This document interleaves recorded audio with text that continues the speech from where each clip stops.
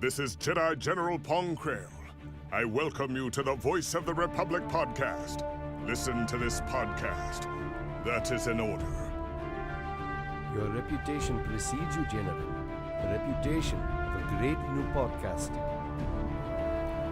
Hello and welcome to the Voice of the Republic podcast. This is Bonnie Peace, Baru from Star Wars. Time to see who's smart enough to join the hunt for the Voice of the Republic podcast.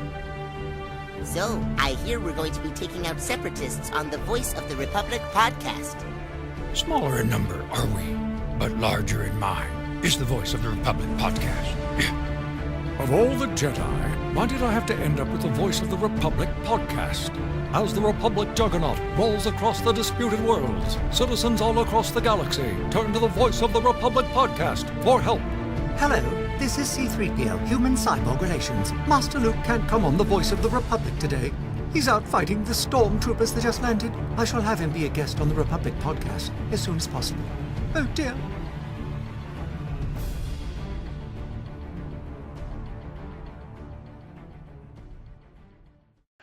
Hello Star Wars fans across the galaxy, welcome to the Voice of the Republic podcast. My name is Daniel and joining me is fellow host Rory Williamson.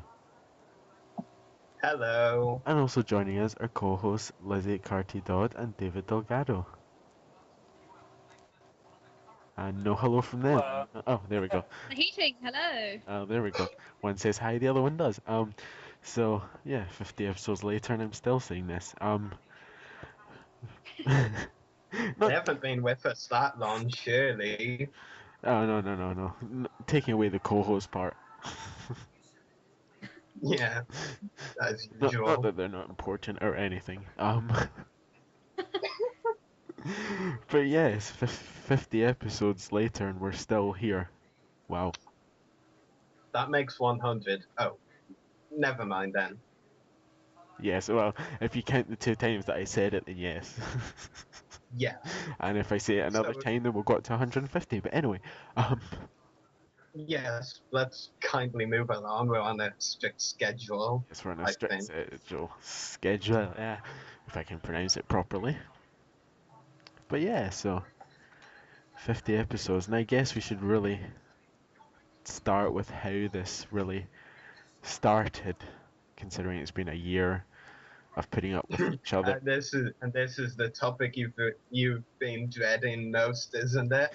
Yes, it is, considering we've actually survived with each other for a year and have to talk about this. Yes, exactly.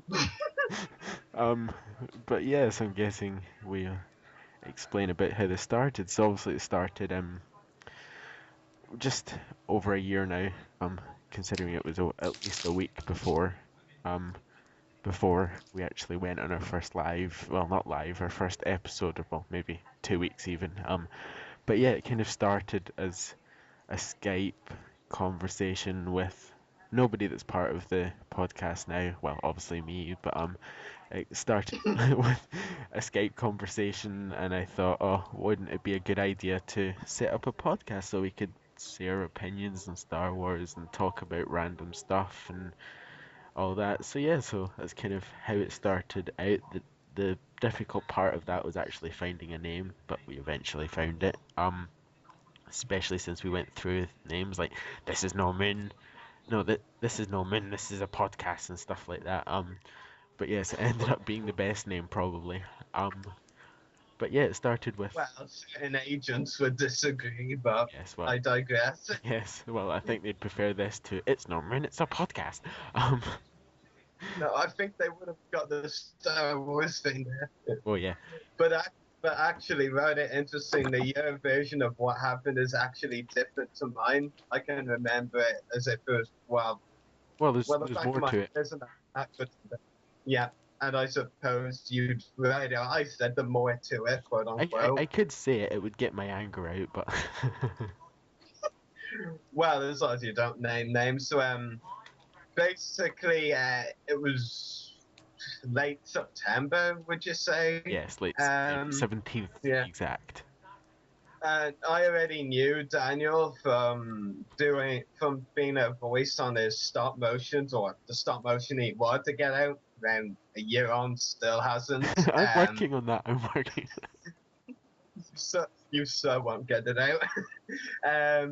And so Daniel had told me he was doing a podcast with two guys, and basically it was like the Tuesday of that week, and before they recorded on the Friday, like that was the only thing that really didn't change when I came in the Friday. And the name.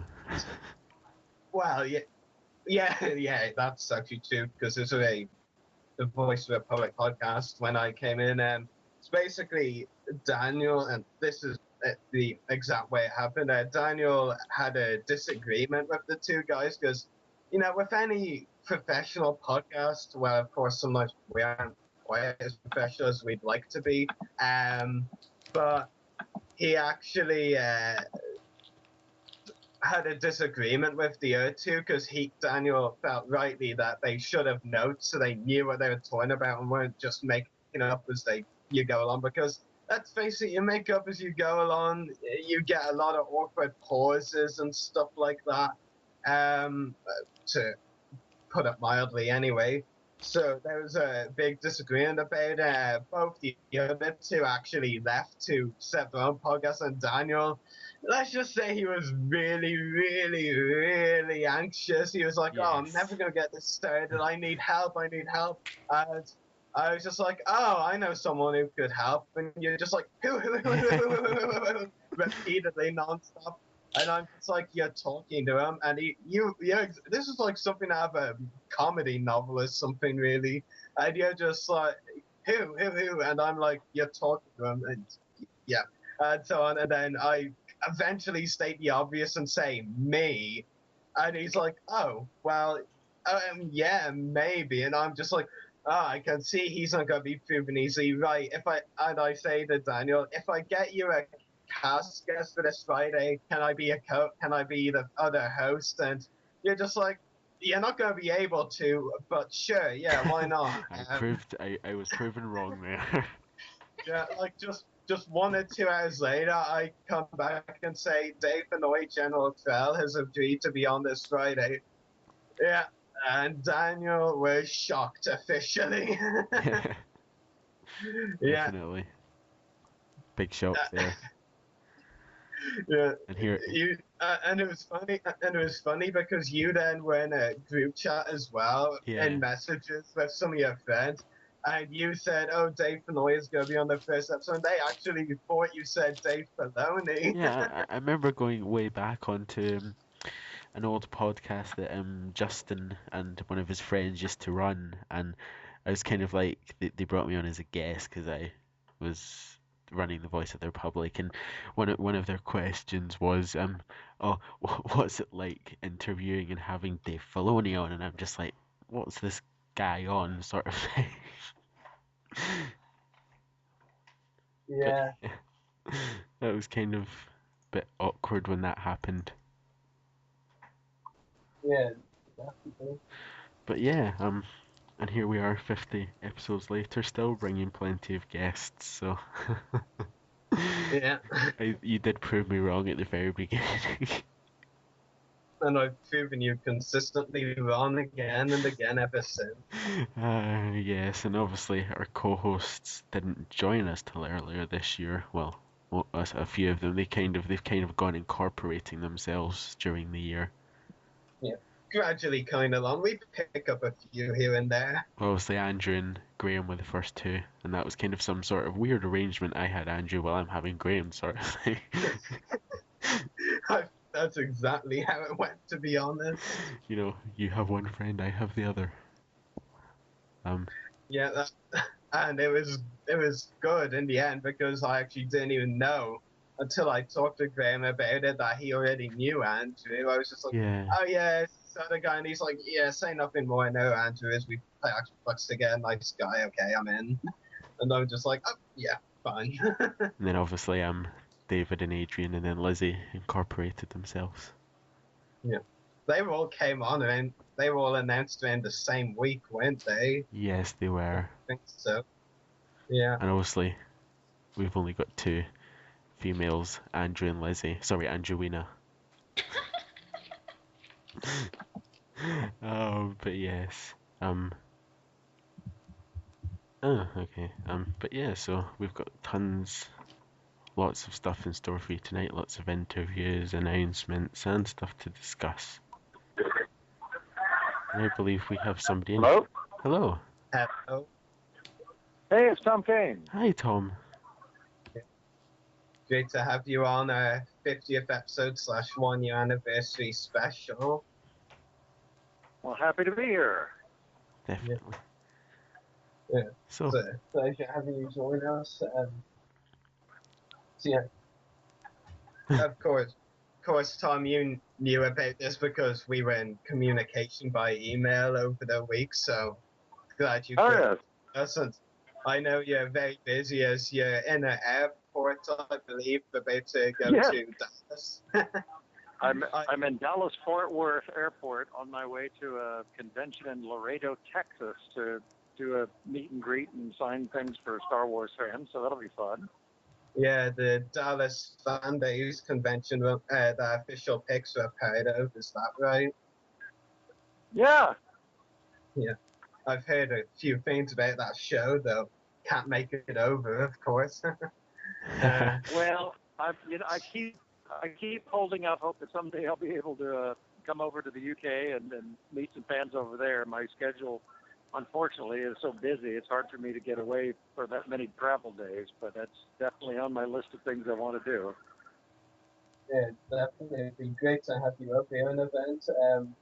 So we wanted to ask you a little bit about because of course you weren't actually at the event, but at Celebration Europe 2, with that event I did manage to go to in July, there was a few things revealed from the Clone Wars panel, Secrets of Star Wars: The Clone Wars. Now, a few things here and there, like I'm not sure how much you heard from the panel. There was like some concepts that they thought about doing, but didn't. Some stuff for the bonus content episodes, and some other stuff, and the upcoming DVD releases as well, like the season 5 DVD and the seasons 1 to 5 as well. One of the more interesting ones, I think, was a Sith Temple concept, which is rumored to be coming in the Yoda. Only a rumor. Is there anything you can say on that? Well, I do know that one of the arcs they're finishing is what they refer to as the Yoda arc. It is a 4-episode arc that is pretty much more Yoda than anyone has ever seen ever. I mean, you really get to get into some of his background a little bit and how he came to be where he is, and you know, I can't give away too much of the plot, but I think that if anybody's a Yoda fan, they will definitely find that arc pretty exciting, because he explores not only himself and some of his feelings, which you don't get to see much of, but he sort of tries to track down some of the source of the dark side and find out how and why it is where it is and what it is, and it's really cool. I'm really happy they decided to finish that arc. I don't know where it's going to be, though. I'll be honest with you. I'm not being coy. I really don't know. There's been talk, and you've heard it all, whether it could be on Disney XD or a season 5 bonus content on Blu-ray or on Netflix. I mean, I've heard every rumor there is, and no one, Lucasfilm is talking. So I'll probably find out about 10 minutes after you do. It was actually interesting, though, at Celebration of 2, because as we talked about when you were last on the podcast, Tom, the Star Wars Weekend Yoda clip was actually shown at Celebration Europe 2 as well.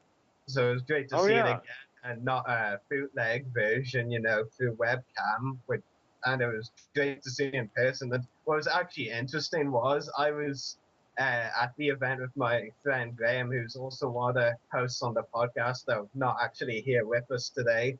And I don't know how, but I'd forgotten to show him the clip beforehand, so he actually experienced it for the first time. And yeah, he really enjoyed it. It's a great clip, even after watching it so many times like I have. Yeah, still really great. I mean, the Yoda Anakin interaction is brilliant. Yeah, they showed the same clip, I believe, at Star Wars Weekends when I was there this last couple months ago, and it was the first time I saw it as well. I think the audience didn't believe me, but I told them, I said, you guys are seeing this for the first time, and so am I. Yeah, I mean, that little clip is just a really small foreshadowing of what the arc is about. I mean, obviously you can tell from the clip you saw that Yoda is in some kind of trouble, as hard as that is to imagine, that Yoda could be in trouble with the Jedi Council, but he's in some predicament that he needs Anakin's help to get out of, and one thing leads to another, and we get to have some pretty amazing episodes out of it. So I think the fans will be very happy when they get that. Well, actually, no, they're going to be angry because they're going to want to see more of it. Well said. Yeah, definitely. And one other thing I wanted to mention about the panel, and they actually talked a little about and actually showed a very early animation sketch of a Yoda Wookiees arc, which lots of fans wanted to see all along throughout the show, and they actually said they were going to do it, but after early animation stuff, I believe they said they decided against it, but they'd show an early animation bit for fans. I'm not sure. Did you know anything about that? About the Yoda? I talk about in Rebels.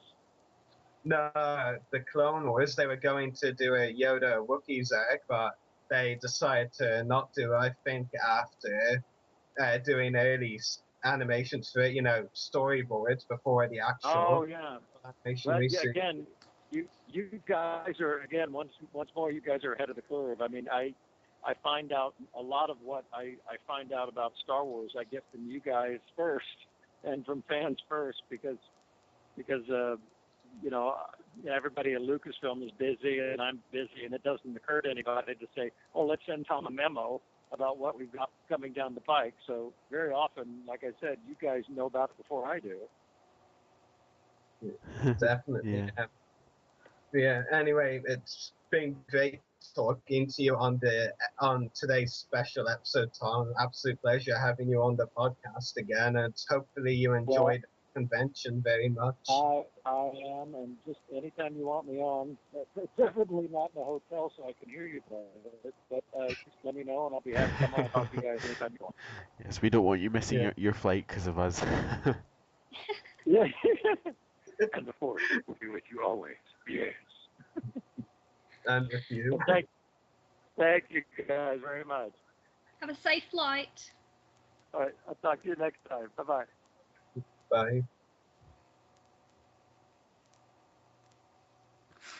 So another fun chat with Tom Kane we've had. I starting to sound like Yoda. I have to ask, is that the first time you've ever interviewed someone at an airport? Yes. I think so.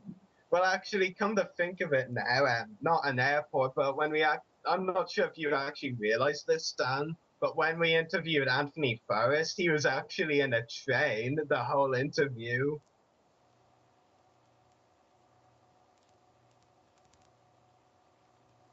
And then there was silence. I was shocked, I guess. What was that about awkward pauses earlier? Yep, awkward. Yeah, so I think we're ready to add our next guest, I believe, if he's online. Yes, he is. So yeah, we'll add him now, I think. Yeah, so bring him in. Ooh. Yeah, Chris, producer, you know your job. He obviously doesn't. Well, ... That's never good when your producer says that. Yeah, that's a good point. No, nobody's adding in the call. I'm trying to add him to the call, but for some reason Skype won't give me that option, and that's never a good sign. Excuse me while I face desk. Oh, there we go. Oh, No need to face this then. You know, I can't promise this will work since I'm not hosting this. Okay, try that. Oh wait, there's a. And we're calling. And we're calling. Ring, ring. We should just play happy Ring, birthday. ring, ring. We should just play happy birthday music now. While we're waiting. God. We could talk about Nemoidians. That's the last thing we want to talk about. I kid. Oh yes. But yes. So As soon as he picks up.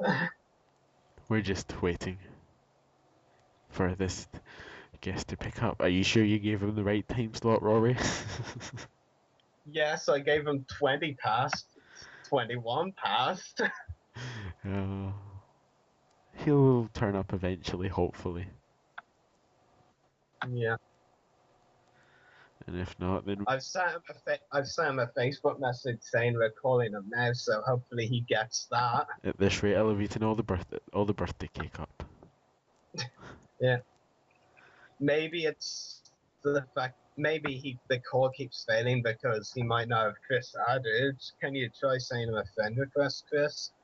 But yeah, to everybody in the live chat, there's no cake for you. Haha. I thought I'd just throw that out there while I was at it. Hello, hello. Oh, there we go. Hey. Hello. And Rory seems How are to you? have gone quiet all of a sudden. Hi David, welcome to our 50th episode / 1 year anniversary special. It's a pleasure to have you join us on the podcast. No problem, thank you. Definitely great to have you back. Yeah, for the second time, I believe. Yes, I believe it is. Yeah. But yes, so. Are we live? Yes, we're live. Yeah, we're live. Oh, are we on? Is this thing on? This is on. This is Hollywood calling. Can you hear me? Hello? I'm in Hollywood. Have you heard of Hollywood? Ow. But yeah. Yeah. So anyway, David, we wanted to ask if you'd like to talk about some of your experiences working on the Clone Wars, such as the voice cast you got to meet, if any, and working with Dave Filoni, etc. And if you've watched the Ondron arc, what you think of it. Sure. I'd love to work with Dave again. It was a lot of fun. Dave's a great director. We do our scene. He go, that sounds pretty good. You guys know what you're doing. Let's just go again. So I loved the direction. It was tons of fun, laid back.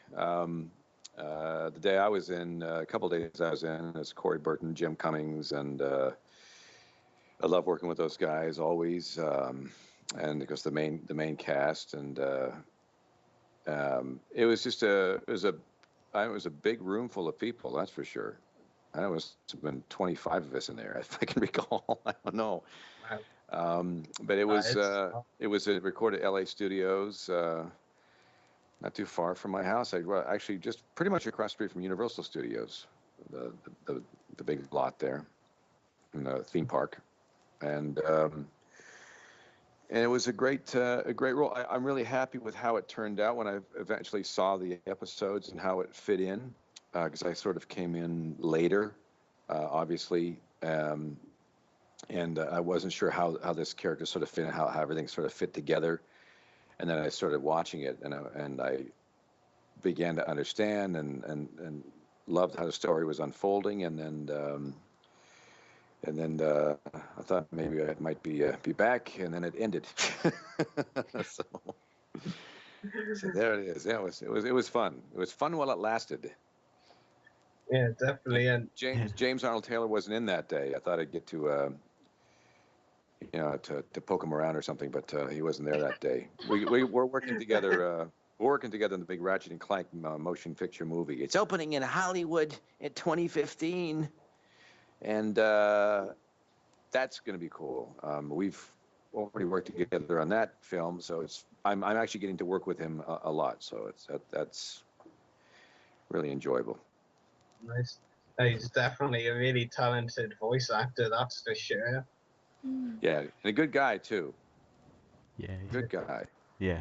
Yeah, definitely. And if General Tandon ever made a return in some form, Some sort of form. There we go.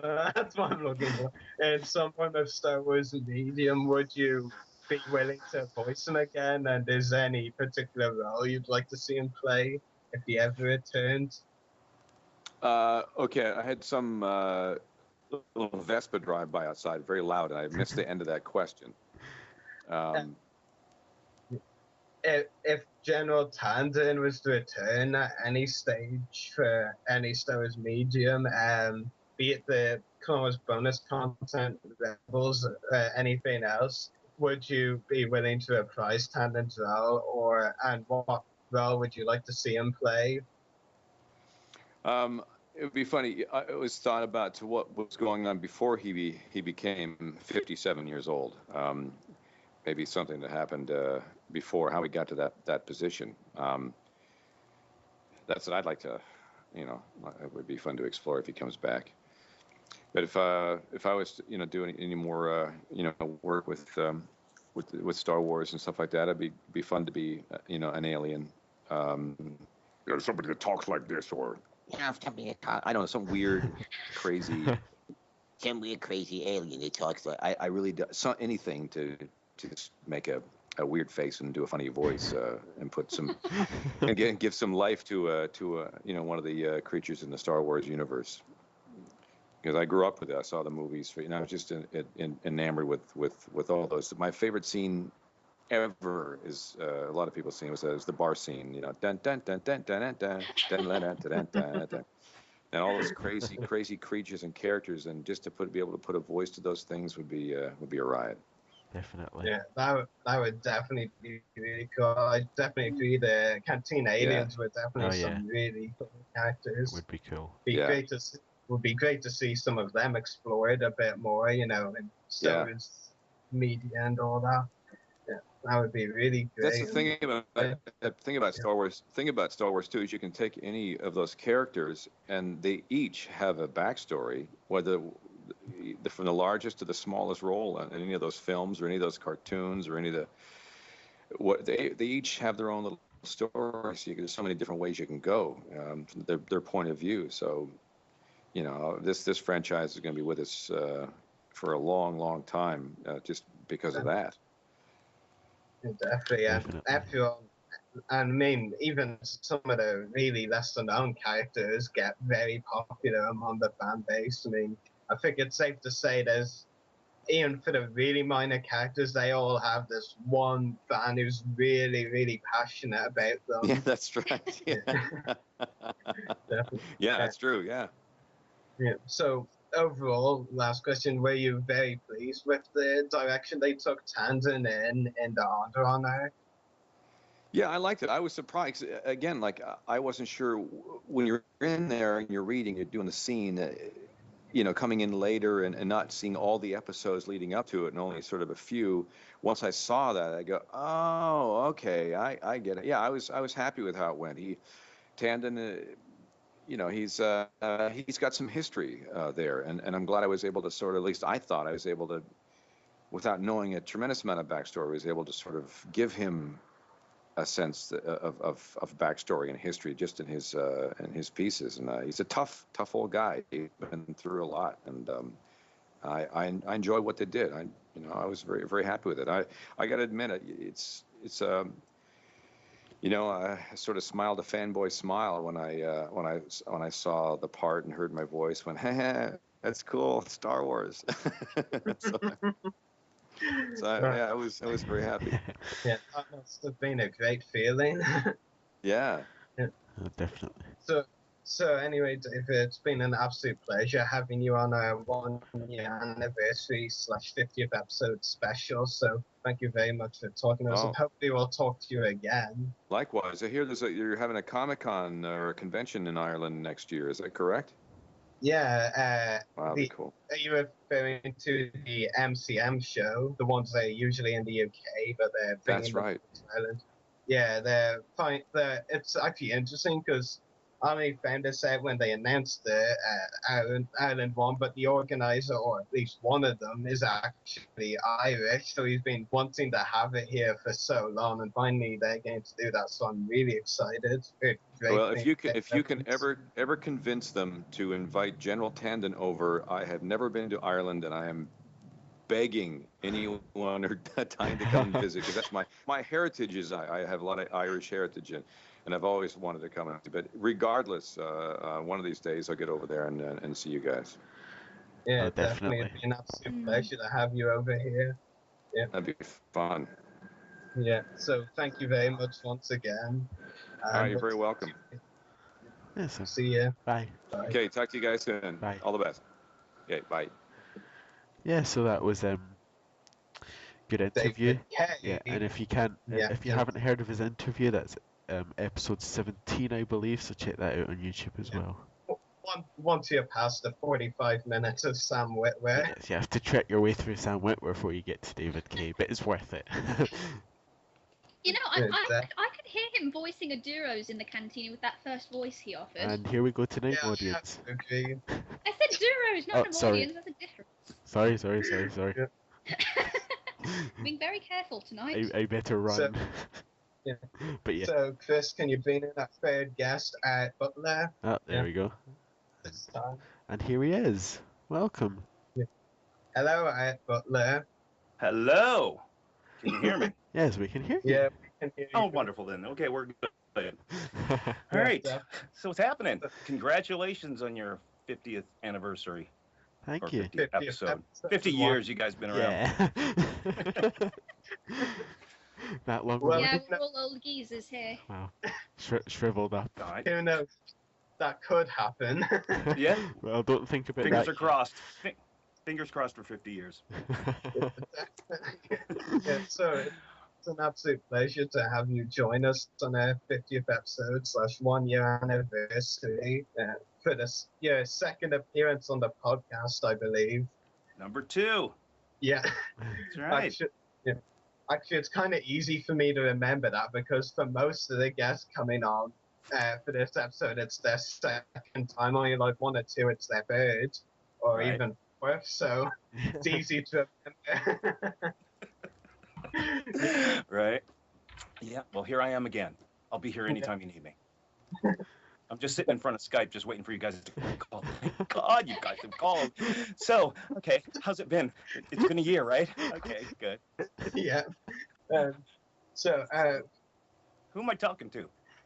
Well, I'm Rory, naturally, and we talk a lot. Yeah, it's pronounced Rory. Yeah. We've got Daniel over there. He's the one with the Scottish voice. I almost said face, but I have the Scottish face and the Scottish voice, so. Yeah. Okay. Oh, I see. Yeah, the little boxes are lighting up. Okay, that's helping. Okay. Yeah. I see a picture of Rory, and the other guys look like question marks. So, yeah. Okay. And we've got Lizzie over there. Lizzie. Eating. Hello. Oh. And we've also got David, and his Skype really is a question mark. Okay. Yeah. That's his actual picture. Yeah. Giant question mark. Well, it's technically 2 shoulders and a head, but I digress. Or clouds that's been mentioned in the past. Yeah. So, congratulations, you guys. You guys been rolling. It's good times. Definitely. So we wanted to ask you about your experiences on the Clone Wars and the voice cast you got to work with, and also, what was it like voicing such an iconic character in Akbar? A younger version of him, but Akbar nevertheless. It's crazy. It was an honor. I mean, I couldn't believe when it was all happening. It was, it's, I did the audition, and then, I got the call, and I was like, wait, what's happening now? My life is changing? Okay, good. This is great. It was, and then from that point on, it was just like, wow, okay, I've become part of something that meant so much to me, and it's just such an iconic thing in general, and then just that character. It's he's a good guy. That guy. Yeah, Dig him. definitely. Yeah, and it was. I think a lot of fans were definitely excited to see Akbar in the Clone Wars. Because that fully is very popular. Yeah, I had no Definitely. idea how popular though. It was it was kind of surprise. It's just, it's always a surprise, but yeah, it was crazy. I had no idea how iconic he was to so many people, and so that took it to a new level. Yeah, I was very excited. Yeah, It was great to work with. It was great to work with all the Cat, because I've known Cat for a really long time, and and it was great to work with her, and just Dee Baker and Gary, who played the what was it, Riff Tamson. Riff Tamson, the main villain. Yeah. We've had Gary. Yeah, we've had Gary on the podcast as well. Yeah, that was a great interview.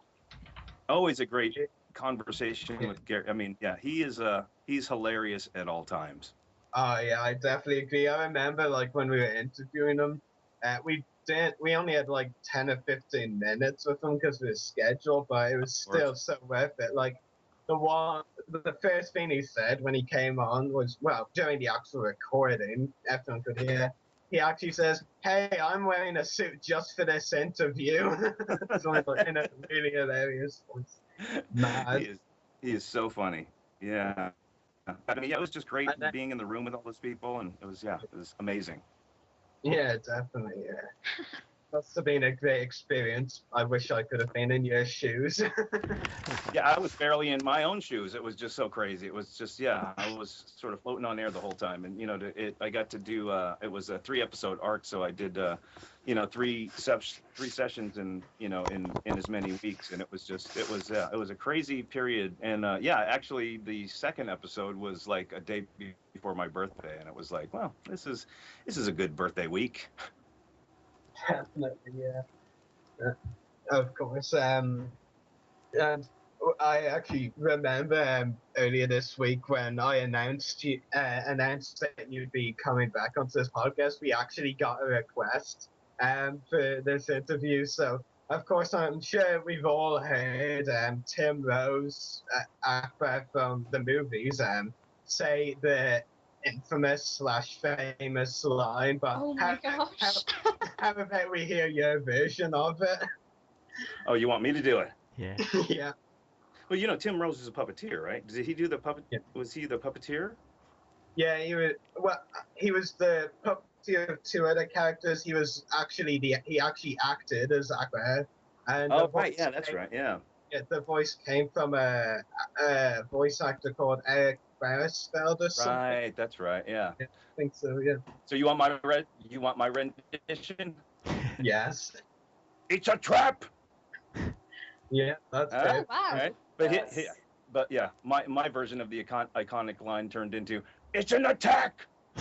Remember that? Remember that one? Yeah.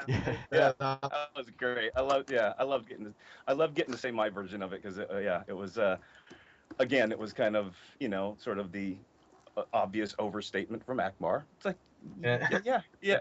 It's like, oh yeah, great, thanks for letting us know that it's an attack. We can see. Yeah, thanks. Yeah, I remember it was 1 or 2 weeks until the actual season premiere, and they did that blue carpet premiere, I think, not sure where, right. A couple of weeks before the actual premiere, and I remember reading a report, and the report was like, oh yeah, and Akbar said a line similar to his one Return of the Jedi, but not exactly it. You'll find out, and I'm like, what does that even mean? Right, yeah. But did you figure it out when you saw it? Yeah, it was pretty obvious when you saw it. It's just like, it's an attack, and then, oh, wait, what was that? Yeah, it's so funny, too, because he heads over to the window and, kind of almost puts his hands on the window. It's an attack! It's like, yeah, thanks, Akbar. That's good information, then. That's why you're here. Captain Obvious. Right, yeah. Captain Obvious, exactly. Right. Admiral Obvious, excuse me. Yeah, right. Oh, yeah. Well, he was I played him as Captain Obvious, but then, Tim Rose got as Admiral Obvious. Yeah. It's a trap either way. I wonder if they'll do something in between the Phantom Menace and Attack of the Clones when he was Sergeant Obvious. Right. Yeah, exactly. Or before that, when he was just obvious. Yeah, before he got any rankings, you know. He grew up as, you know, baby obvious, you know. Yeah, good times with him, though, when he was a tad. Yeah, Akbar is a baby, never quite see the day. Baby Yeah. obvious. Baby, it's great. I have a T-shirt that I have that I wear every once in a while, where it's a little tadpole Akbar in a little sort of plastic bag, like you get at like the carnivals or whatever. It looks like a little goldfish. Oh. So yeah, so I do have a baby obvious, you know, photograph. Yeah, so anyway, it's been an absolute pleasure having you on the podcast again. We've had a good bunch of laughs, I'd say, in the 10 minutes. Absolutely. Yeah, so it's been a pleasure having you on the podcast again, and hopefully we can talk to you again at some other point. Anytime. Yeah. As I say, I sit right in front of Skype just waiting for you guys to call, so I will be here when you guys call. Congratulations again, guys. It's great. It's a great podcast. Thank you so much. Thank you. Yeah. Bye. Talk to you All right, soon. take care, everybody. Bye. Yeah. Bye. Yeah. Well, that was fun, wasn't it? Yes, I went a bit quiet because this big daddy longlegs decided to attack me during. It's an attack, but yes. Yeah. That was actually not supposed to be intended, but yes. Yeah, definitely. It's funny when that things like that, and I think it's safe to say this is like the Daddy Longlegs' time to come around, because there's been a lot of them recently.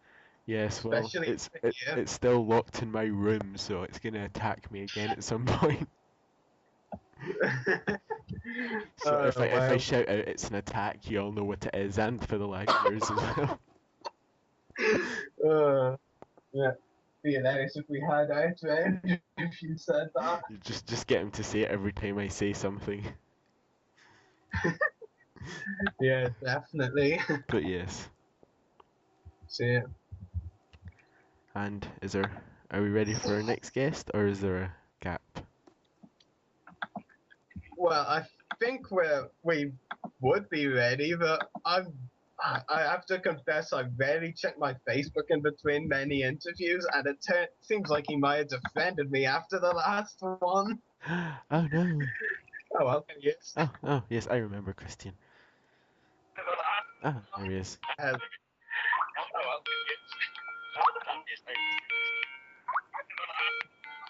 Hello. Interesting Skype ringtone. It looks like Skype just doesn't want to hang up itself. Yeah. Oh, there we go.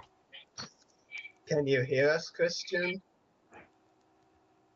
And we've lost Christian. Oh. Yeah, I think some sort of connection issues. Hello. Ah, Try there that we go. again. I think we've got you this time. You've definitely got me this Okay. time. We've got you this time. That's the issue. Yeah, so Christian, welcome to our 50th episode / 1 year anniversary for the podcast. It's a pleasure having you on. Thank you so much for having me back, and it's a pleasure to be here. And I'm very impressed that you managed to do 50 broadcasts in a year. That's quite something. You've only missed 2 weeks. Yes. I think we're quite shocked yourself as well, but anyway. Yeah. Sure. It's great to be back. How are you guys doing? We're doing very well, thanks. How are you? Awesome. Yeah, I'm good. I'm actually back here in London briefly, just visiting family, and I'll be back in LA in a few weeks after that. So it's nice to be back in the home country for a little bit and enjoy the rain and cold. Sorry about the weather. I try sunshine with me, but it just doesn't work. Yeah, definitely. So Christian, we wanted to ask you a little bit about your experiences on because of course you were in 2 of the Star Wars movies and the prequels, The Phantom Menace and Revenge of the Sith. We wanted to ask a little about your experiences on both of them, on the sets and the cast members you got to work with? And if you had to choose, which do you think was the more fun to work on of the two? Yeah, that's a really good question. I think I'd have to say the most fun was the first one because it was, it was all new, and Star Wars had been away at that point. If you can remember a time without Star Wars, it had 16 years. Yeah, exactly. And episode 1 was really interesting because they had the real sets. They had, real fighter ships that we were running up the ladder, jumping into our ships. Everything was real. So it was. I remember the first time I walked into the hangar on Naboo, and there were 3 full-size Naboo fighters with R2 units in the back, and that's just mind-blowing. I come at it, as you know, as a fan, and if you can just imagine just walking in, suddenly you're in Star Wars, and it's not blue screen, it's not painted blue, it's the real thing. So that was amazing. When it came to Revenge of the Sith, pretty much everything was blue screen or green screen, and Anakin's starfighter. Some of you may know I was a stand-in for Hayden Christensen, so most of the scenes you see Anakin do, I had done once before as a sort of rehearsal. So his starfighter was just made of blue painted wood, complete with splinters and bits. Put everything in later, so all you had to do was sit in something that was around the same height as a starfighter, and the rest was done a year later in post-production. So yeah, that really makes the first one stand out as being the most fun. And the question about the actors working with other people behind the scenes. Yeah. Yeah. What sort of things are you interested in knowing? Because I've got so many stories. Did you get to work with Silas Carson by any chance? Yeah, Silas was in on one day, I think, on the London shoot. Was he in costume? Yeah, makeup by the time he walked onto set. You can never be sure if it's a double, but I'm pretty damn sure that it was. And there's a photo of me in the making of Revenge of the Sith book, and I'm sitting in the Jedi Council seat, and I'm next to another Jedi. You can tell me, who's the darkest skinned Jedi? He looks almost like a Klingon. Agent Kolar. That's right. Yeah. So I'm sitting next to him, and I think Silas sat down next shortly thereafter. So he was a Kiadi Mundi at the time? Yes, exactly. Yeah. And not Newt Gunray? Not Newt Gunray, no. I'm talking about the egg-headed version of Silas Carson. Right. Newt Gunray is a Jedi, really? Oh, that would be amazing. I tell you what, a bit of fun. I just uploaded to my Facebook page a picture from that scene, and you can see me on the monitors, and you can see George Lucas and Samuel L. Jackson watching us set up the Jedi Council scene on Revenge of the Sith. So you can go to facebook.com/Christian J. Simpson. Shameless plug. Shameless plugs are the best kind. Yeah, it's a fun little behind-the-scenes shot. Yeah, definitely. And so you got to talk to Samuel L. Jackson. What was that like? Yeah, I mean, as a stand-in, you don't do a lot of chatting with them. It's not like you're kind of the producer of the movie or anything. But his stand-in was basically the same height, same look as him. So there was always a moment where his stand-in leaves, but Hayden hasn't arrived. So Samuel will come and take the place of his stand-in, standing right next to me, and I'm standing there thinking, okay, I'm standing next to Samuel L. Jackson. What do I say? Usually How are you? You or good afternoon, Mr. Windu.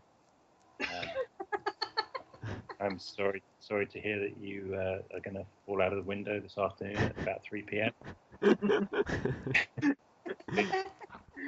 You just make it, just chat. I think He had a lightsaber. He was waving it around. I said something like, "Excuse me." Definitely. But my idea was the simple one, but yeah, that also works what you said. Either way works. Yeah. But it's intimidating when someone of that caliber, who's been in pretty much every movie that you love, just, you find them standing next to you, and you can imagine from a fan perspective what that's like, I'm sure. Yeah, definitely. We definitely know what that's like. Well, except for the standing next to them. Haven't gone to that stage yet. There's time yet. You've got another 3 movies being made pretty soon. So, there's time for us all. Yeah, definitely. So anyway, Christian, it's been an absolute pleasure having you join us on our 1-year anniversary / 50 episode special. So thank you very much again for joining us. And hopefully we'll talk to you again sometime. Yeah, I think we're on schedule for every 6 months at this rate. So, talk to you in 6 months then. Same thing. Expect an email. Expect an email by January. Right, I'll set a reminder to check my inbox in January. Definitely. So thank you very much again. So talk to you soon. Bye. Okay, guys. May the force be with you. Take care. Bye. May the force be with you. Ah, yes. So, another good interview. I could get used to making these questions up as I go along. I don't know why. Oh, then why don't you? Because notes are good, and I'm only coming up with 2 or 3, not 4 or 5 or more. Let's go back to what it was originally supposed to be, the podcast. No, I kid. I think we're ready for our next guest, won't you say? I believe so. Yeah. And hopefully our live viewers are as well. Yep. And while we wait for it to connect, we'll just randomly play happy birthday music again. I kid. Oh, well, we might have to, because she didn't answer.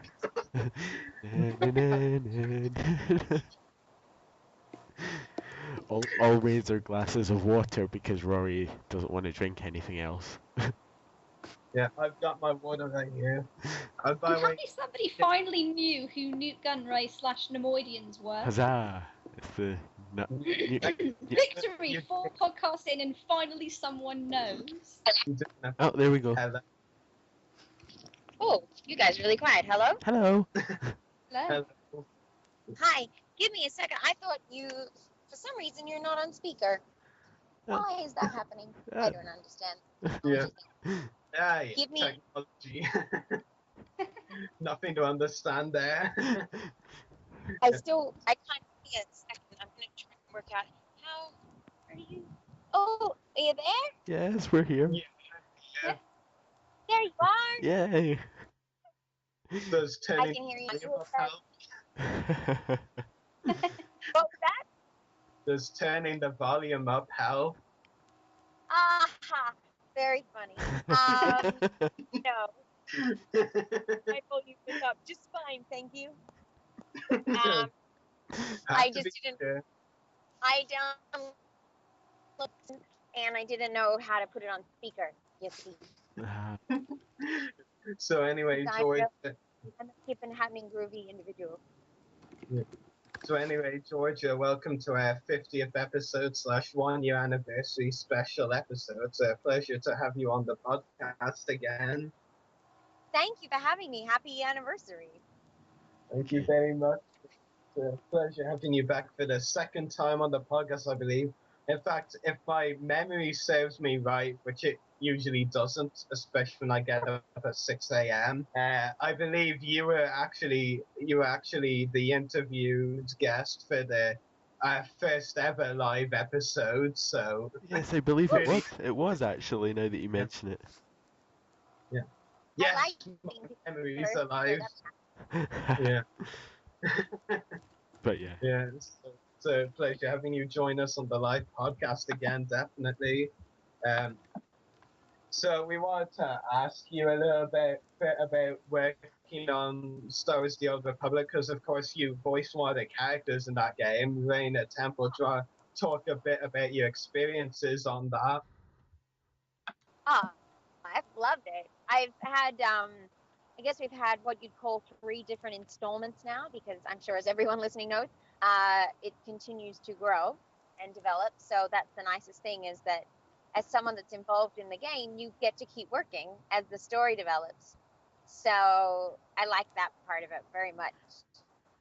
I actually recently recorded, probably about a month ago. So we did a recent installment. It was a new group of people recording, which is always strange. Like, you sort of feel like you're cheating.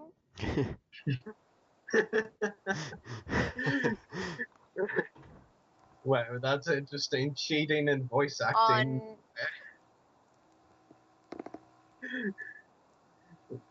What were you gonna say?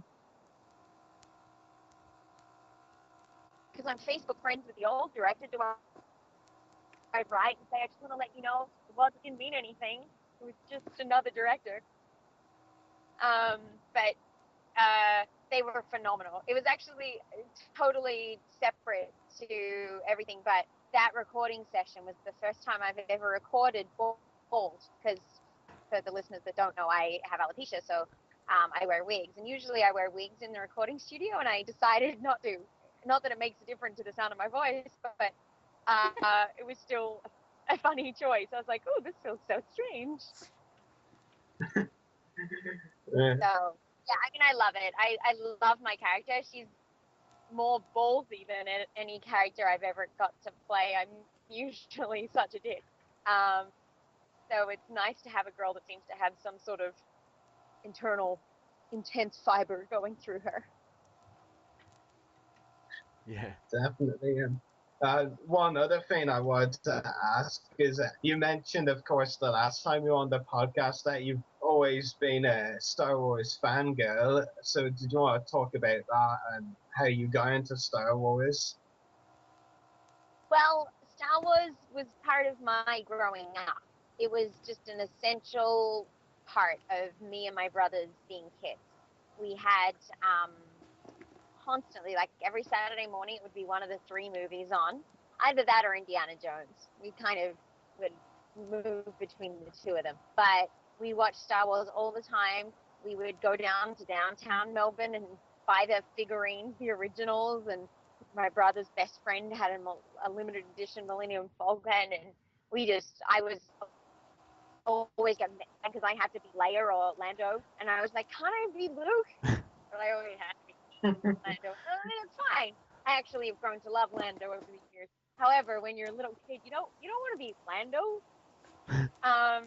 So yeah, I mean, it was just part of my childhood was Star Wars and the sounds and all the sayings. And as I've got older, it's like, probably a week doesn't go by that I say somewhere, even last week I wrote something about, like, this is the car you're looking for, or this isn't the car you're looking for. Like, I'm always saying quotes or some random, like, I don't like, he doesn't like you, I don't like you either. Like, whatever sayings I say, I think probably half of the things that I say as my general conversation comes from Star Wars. Yeah, definitely. That's very interesting. And I also remember you saying that you're definitely a big fan of Boba Fett as well. Yeah. Oh, yeah. Oh, I am sitting next to Boba right now, in fact. I have a gorilla called Boba, and he's here. And I have a keychain with Boba Fett. I have a bobblehead Boba Fett. I have an M&M Boba Fett. I have a pillow with Boba Fett on it. I have... That's a lot. Great, you like me with my Nemoidians. Sorry, what's that? I said you're like me with my Nemoidians. Yes, exactly. I can't help it. When you love something, right? Oh, I know, don't I know? And by the way, there's nothing wrong with that. Grown women are allowed to love things. Yeah, exactly. We're kind of outnumbered here, Rory. I don't know, 4 guys, 2 girls. I'm not completely worried. No, just kidding. Run for your lives.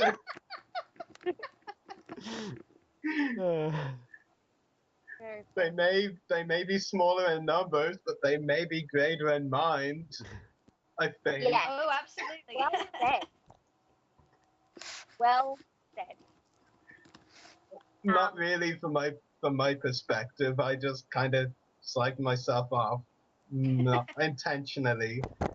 But actually, then again we've got Daniel here, and yeah, not much mine to speak of there.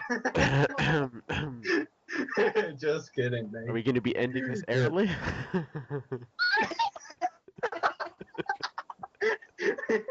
You won't do that to this celebration, would you? Oh, I'd be the Grinch if I had to.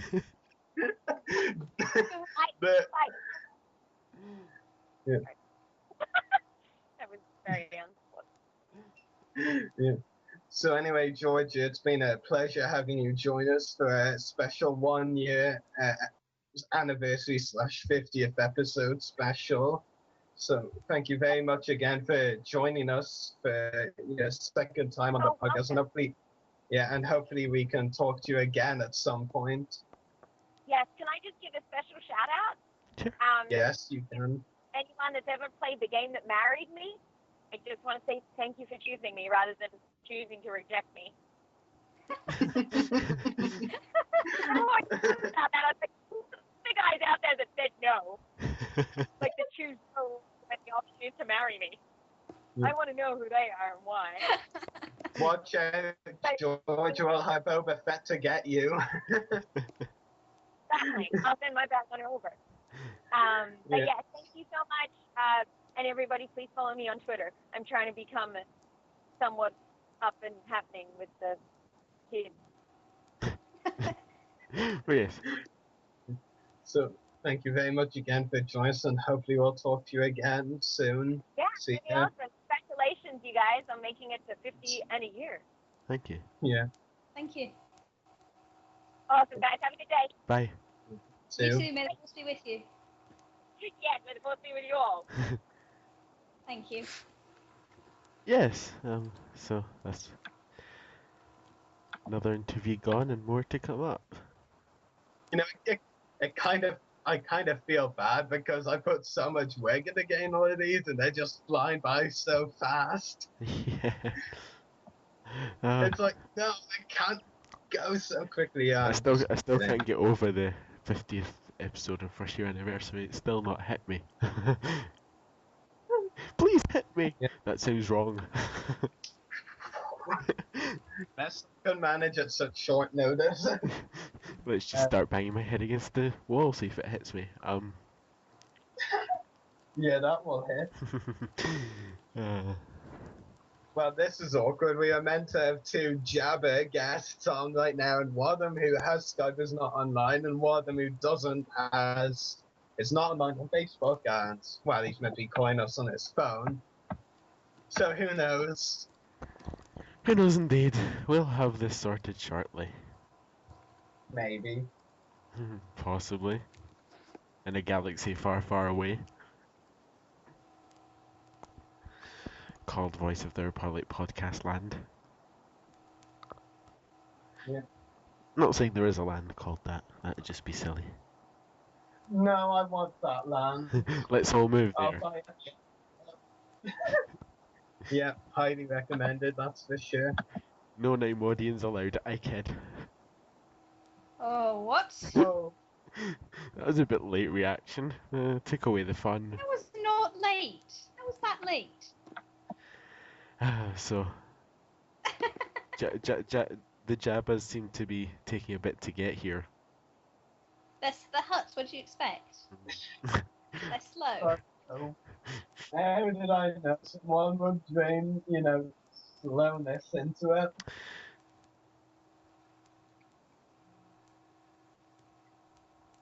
But yeah. Well, this is interesting anyway.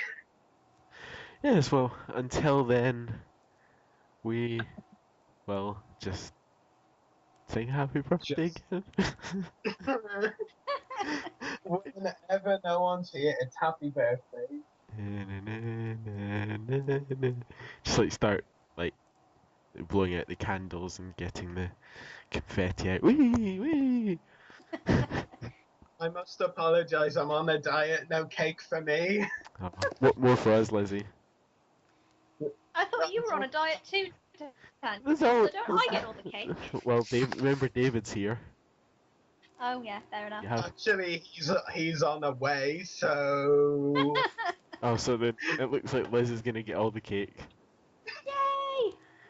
We'll have to put something. Yes, at least get something named audience. You don't want to gain any weight.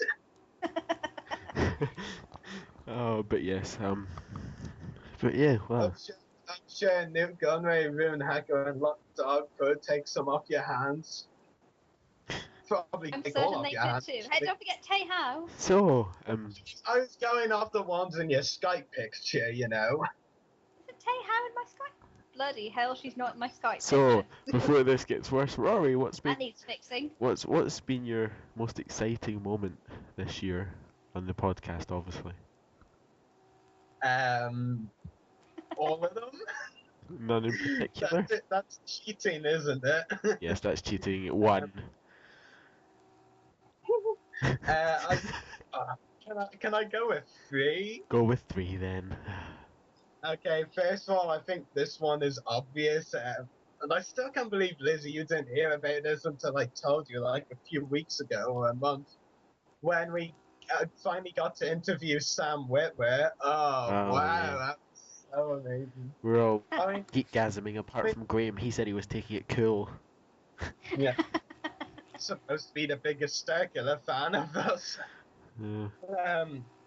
Yeah, I mean, it was great because if you think about it, I mean, realistically, how many podcasts have managed to record of Sam Witwer in their time? I mean, Forcecasts, when, you know,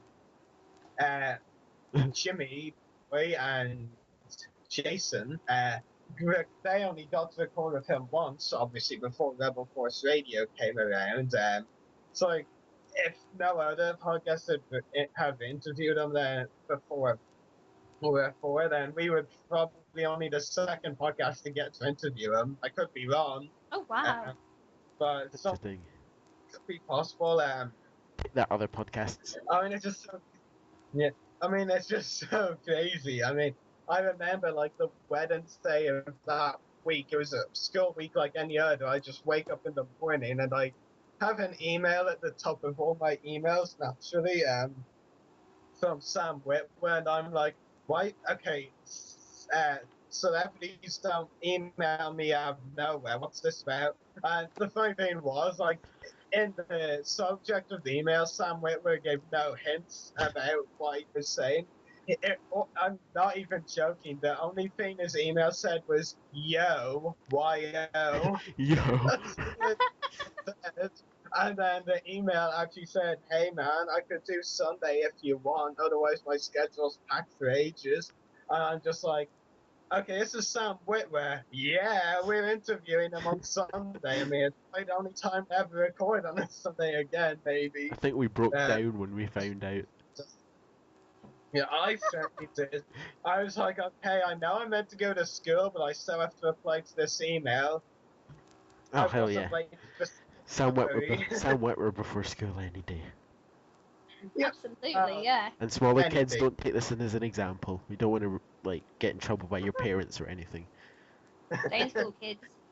Yeah, so Sam Witwer's anyone. I think that was such a great interview as well. I think the 3-minute part where he rants, well, not rants, you know, provides insights, shall we say, on Karen Travis's decisions with her work and how Sam, but it wasn't like a rant or anything, but how his insight on her work and like how he finds it really stupid how people hate on Lucas and Filoni when Karen Travis as well made really big changes as well with her work. So, and I remember the way he ended.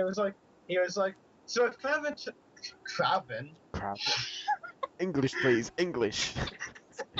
I need to stop thinking of Spider-Man. Anyway, so and he was just so if Karen Travis can do it, well, yes, so can Dave Filoni and George Lucas. And then this was the hilarious, but he's just like, so there you go. You wanted to go geek? I just went geek for you, and we were just stunned. We could barely form 2 words, let alone a sentence. We were just like lying in the floor, well, not traumatized, but that's the wrong word. Lying in the floor, just like wondering what's happened. Yeah, I remember the reaction. Yeah, that's I remember the reactions to that as if it was yesterday. Dan was just like, you know, Dan, you stood from the first ever episode came back. You were just like, that was interesting, and or something like that. Well, maybe just interesting even. And Graham's just like, that was in depth. And I'm just like the most casual of all. I'm just like, thank you, Sam. I know one of the listeners may not like it, but yeah, that's something that needed to be said. Something like that. Yeah. That was good. Second was Fun Day, obviously. Obviously. I mean, actually getting to meet up for a convention.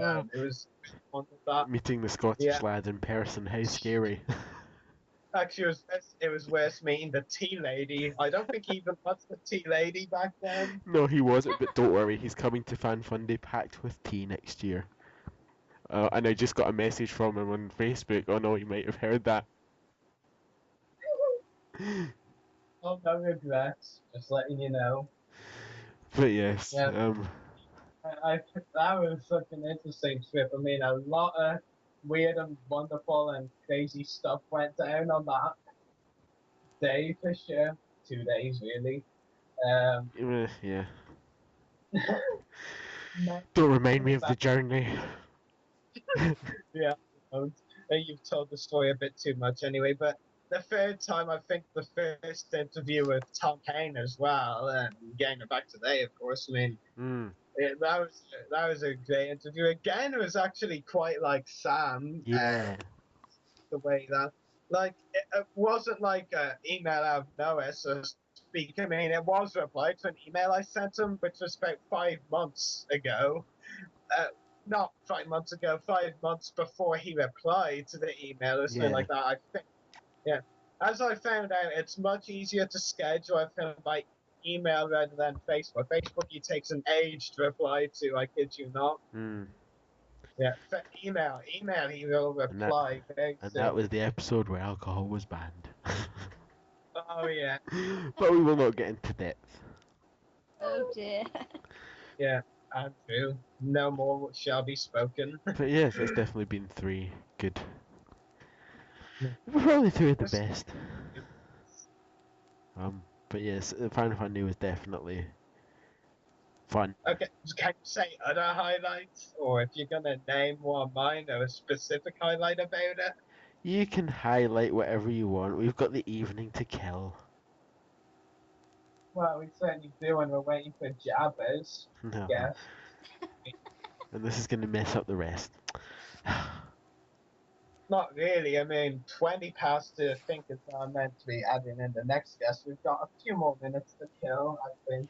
Yeah, well, we knew that Jabba would be slow, so it's no surprise. Yeah, just in your highlights. But yes. But yeah, I mean, it's just been, well, I think one of the main highlights has been getting all these interviews. It's just not what I imagined when I definitely started this. I was just sort of imagining like maybe the odd interview maybe every so many months, and now we've done like way over 50 interviews if I'm right. And that's not even counting. Yeah. That's not even counting celebration celebration convention interviews and what we've got left of the year as well. If you think about it, the ironic thing is, you know, of course, both of you, well, all of you actually, know about the album I have on the Facebook page, right? Consistently announce new guests for the Skype recordings, which is 83 photos.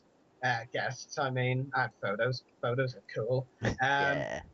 But as well as those 83, if you think about it, if you combine that with the guests we've recorded video interviews with. We've already got about maybe even just over 100. We have We definitely. we recorded 6 video interviews at Fan Fun Day. I think 5 of them actually, because I never announced Nick Joseph in the album itself. That we recorded with went in the album, so that's 88 around that. And then Celebration, 10 interviews. Toby Phillpot was on the podcast, and then had some in the album. John Hoppinger. That's 2 out of 10. So other 8. Yeah, we've had about 96 interviews overall. Wow. And then we've got scheduled ones. Some we still haven't actually. we've got DEF CON and London Film and Comic Con coming up as well. Yeah, and with DEF CON we're video interviewing for the first time 2 guests we've had on the actual podcast, Pam Rose and John Chapman, and with Brian Wheeler. Yeah, Brian Wheeler, that's another new guest, 97, and I'll need to work on scheduling those. Yeah, but yeah, it's definitely been good. That's how I have to put it. It's definitely been good, and it's not fair because Natalie Cox, of course, was announced for DEF CON 2, and I can't go. And I am still geeking over that. Yeah, I know, and the fact that I'm getting on the podcast. Oh yeah, that's too good. At least you get. Same week even. At least you get to talk to her. So. Yeah. Well, I'll go to meet her someday. Someday. Let's try and get Neil to get her to Fan Fun Day next year. Well, I'm already trying that. I sent him a message with her Facebook and all. Then again, we tried to get Ashley, but I think that kind of didn't. Yeah, but Natalie's in the UK. That's the difference. That's not her agent. You know, you were the one who didn't state the obvious. Well, I wasn't saying the obvious. You said something which is quite the obvious explanation. But yes. There you go then. We're just sitting here waiting. What's the live chat up to? Where's John? Oh well, look. People are hinting if there's a Chewbacca drowning. No, not tonight. Oh look, Unicorn Dan. Why do they have to bring that up? Thank you very much, Robin. Thank you very much. You had to bring up Unicorn Dan. I've had quite a few people mention, or rather seem disappointed that I'm not allowed to ask the question on any of tonight's interviews. Well, you got one out of it, technically. Yes. Not really, I just asked about Silas Carson. Well, that still counts. Yeah, actually, Lizzie, here's the technical, practical, technical, whatever side of it. By the looks of it, if you don't ask the question exactly, what do you think in the name audience, you'll get an answer. And it'll be an answer you like. So for future, you might want to hint at it with another question, but not actually ask it, and you might get what you like. Yes. Just like what's your opinion on Daimodian sort of thing. Then it won't be as confusing as what do you think? I might just have to sort of word it slightly differently. Yes, instead of just throwing it out there, what do you think of Daimodians? Yeah. Oh, but yes. I mean, at least it was Christian who knew about Newt Gunray. Yeah. Well, we know it. Finally, someone knows. We know what Lizzie's highlight of the year is going to be. Daimodians. So. That's my highlight of every year. Hell, that's my highlight of every day. There's no point at the end of the year. There's no point in asking her what was the highlight of the year because we'll just get the answer that we all know that's going to come. Well, let's wait and see who else we interview because something might turn into my highlight of the year. Oh, but I bet it'll still employ Daimodians. Oh, of course, but yeah. But, still nice to then be again, my opinion still stands. Well, you never know. I might say something Duros related. We can agree to disagree. We can agree to agree or disagree to disagree. Yes, of course, Rory. But yes, so we're just waiting really for Are the huts still not here? Yeah. the transport must have got delayed. I must have Yeah, no kidding. I must have accidentally like given the wrong directions to the taxi driver. Whoops. Did Zero the Hut really take all the Hut speeders again? Oh, yes, I had to send a taxi. And you know how much these cost. Nobody in financial difficulties. I just paid them with Monopoly money.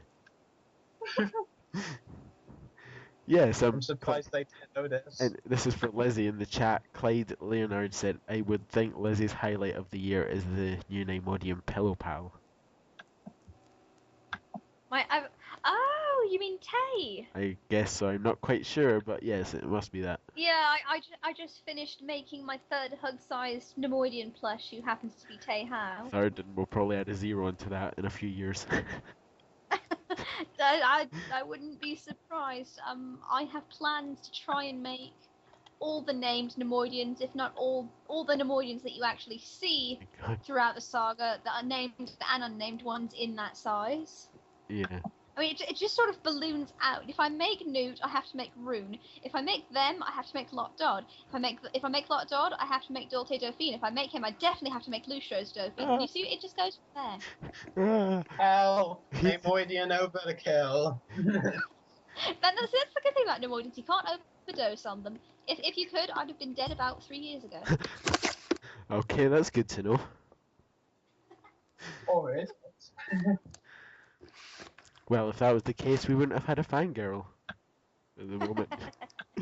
We would have still been stuck with Andromeda. Or Daniela. At least you'd have had tea.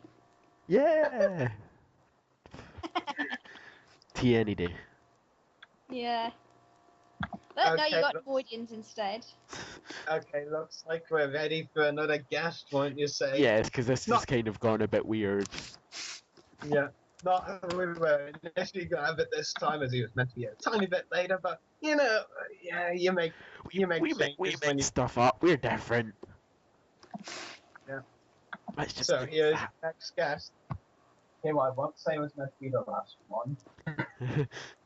Oh, well, technically he isn't the last one if you count the recordings. Mm-hmm. Happy birthday to us. Happy birthday. Oh, there we go. And hello, Nick. Hello there. How are you? We're good, thanks. Yourself? Thank you. How are you? I'm pretty good. You know, I've been sitting here by the pool with Yoda. You know, we've been sunning ourselves. He's got a nice new set of sunglasses, and he's been drinking kiwi coladas. You know, he likes those because they're green. That's really good. So, Nick, welcome to our 50th episode / 1 year anniversary special. It's great to have you on the podcast. Wow, what a mouthful! I know. I think I've had to say it like 6 or 7 times. I don't know how I've managed. Right. Yeah, me neither. Yeah, but it's great to have you join us again for the second time, I believe. Yeah, that is the second time. Yes, I was hoping we were gonna join Bonnie and get a song or something, but I'm sure that you've got some questions or something. What are we here to talk about?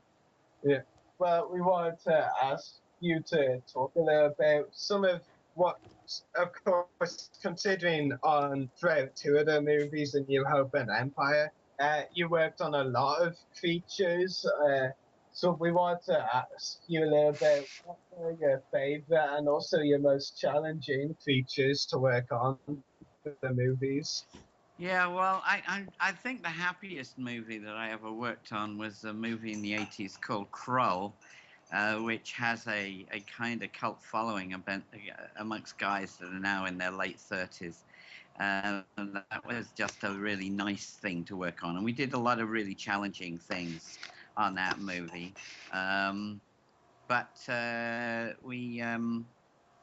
I'm sure that my best work is in an everyday story about soul-sucking vampires from outer space called Life Force that was recently released on Blu-ray, and I did a hour-and-a-half special for.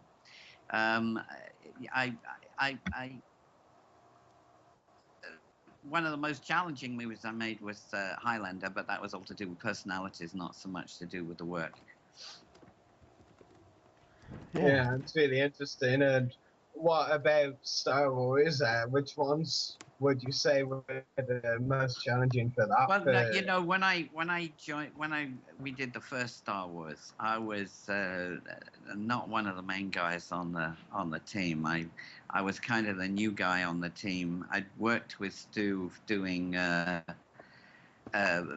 different makeup jobs before, but not creature special effects makeup.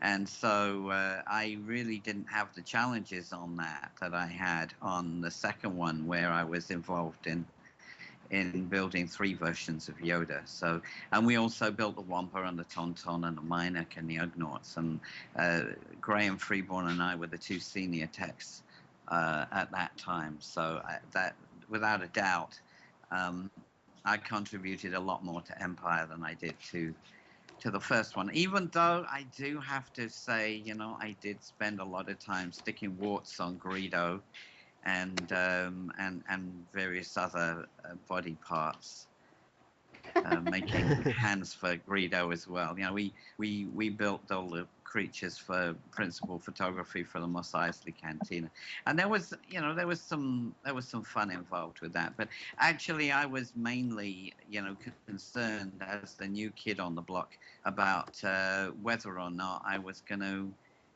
you know, Stu would decide that I wasn't up to the job and fire me, and I'd be unemployed again. So I was just grateful to, day by day, to stay on the team. I helped a bit with the building of Chewbacca, and that was a great pleasure, really, because there was a lot going on there that was interesting. The Duros were, I see people asking various things here, but the Duros were actually not built by us. They were built in the US. They were stuff that was added later on. You know, there was there were 6 of us that were in what was called the old school room, which was a small room, probably about 400 square feet, that 6 of us were building the creatures for principal photography, and that included everything from the very first Star Wars movie.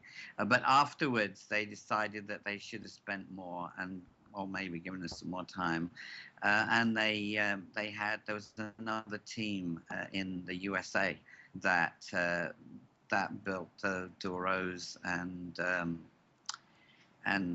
the band, which I thought was a great addition. Definitely. Yeah, definitely. Thanks so much for answering that. That's all right. Sorry, That's all right. Comments quite like that. I promise you, I'm saner than my comments make me seem. Well, we could judge I'll that. believe you. I don't know. I'll try to believe you. Okay? Yeah, let's stick with that. We'll try to believe you. Yeah, because sanity is highlighted when you ask in the comments and not through voice. I'm trying to get your approval to ask him. Okay.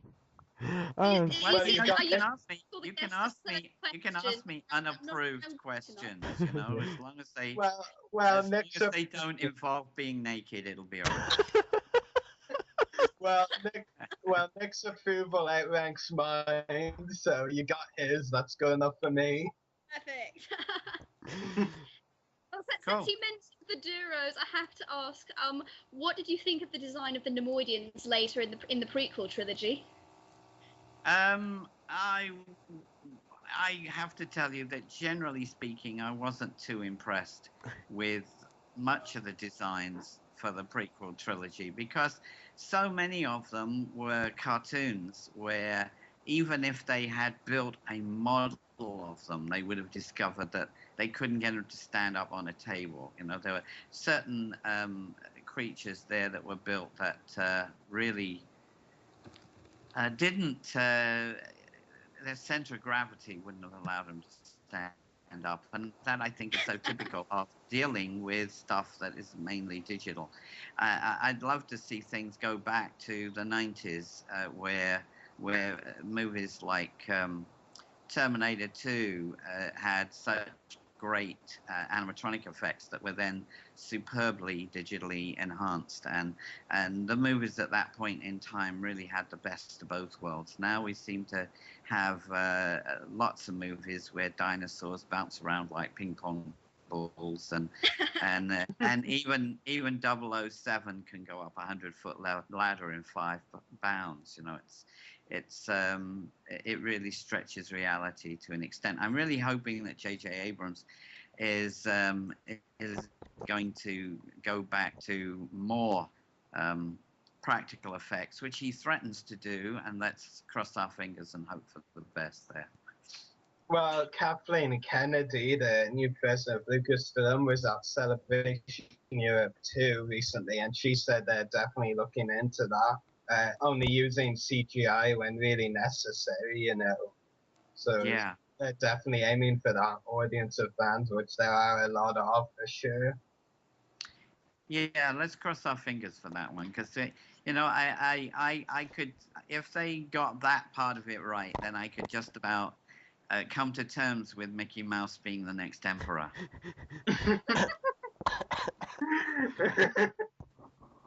Never mind a Jedi.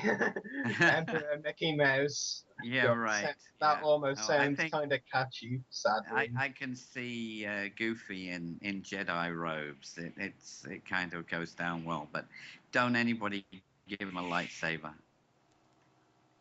Yeah, definitely. Maybe a blaster. Yeah, maybe. Yes, he can have a blaster. Yeah. Just about. With blanks. Yeah. So anyway, Nick, it's been a pleasure talking to you on the 50th episode / 1 year anniversary of the podcast, and hopefully we can talk to you again soon. Yeah. We'll talk when you get to the 5,000th or something. You know, we'll have a. We'll have a party then. I'll expect you to bring, a bottle of whiskey or something next time. I'm sure Daniel can provide that. Okay, cool. Oh, it looks like I'm going to be bringing the whiskey then. Yeah, right. Exactly. Okay, guys. Talk to you some other time then. Yeah, thanks for coming on. Thank you very much. My pleasure. I'll talk to you next time. Bye. Yeah. All right. Bye. Oh, so that was... I completely forgot that Star Wars guests could see my comments in Skype. And you got your first... Well, the fact is, some choose not to comments, and actually. we know why they don't choose to after seeing this. Yeah, so Daniel, I'm trying to get your guys' approval. I mean, you strictly had forbidden me to ask the question, so I have to get any approval about Nemoidians from you guys tonight. Yeah. Well, you didn't really actually ask the question. You asked a question. And he got the answer. I thought that was relevant since he mentioned the cantina. First thought comes to mind is the duos. It was relevant, and you got an answer that you didn't like. Yeah, you got the answer. You got the answer you always want. So thinking back on reading messages, there's so much reading messages, but Daniel, remember when we were interviewing Fecal Trilogy actor Christopher Kirby from the deleted scenes? Yeah, and we were mainly communicating by personal messaging each other the whole time, and one time randomly out of nowhere, he actually just said, "Are you both messaging each other all the time?" Like, I know. I mean, he couldn't even hear us typing. He just guessed that. Oh, it was so hilarious. Yeah. That was definitely funny. And yeah.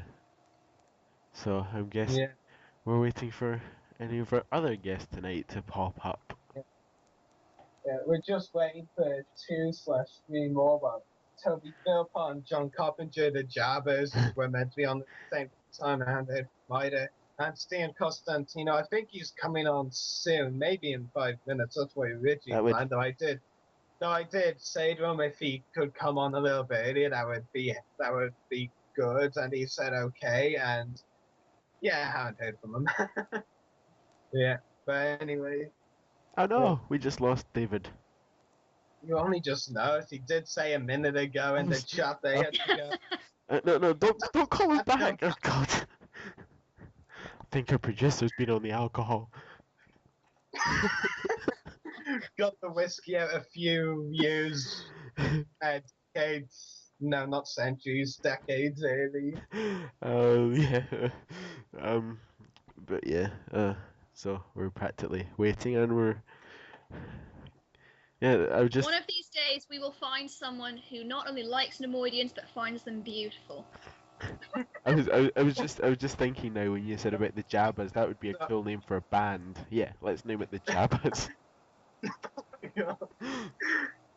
but oh wait, what was I going to say now? Lizzie, don't forget the Nemoidian actors probably like them. Maybe beautiful. I just played them for the money. You can get Silas Carson on here one day. That'd be very convenient. I tried, but I don't know why. There's something wrong with the email on his website. It's faulty.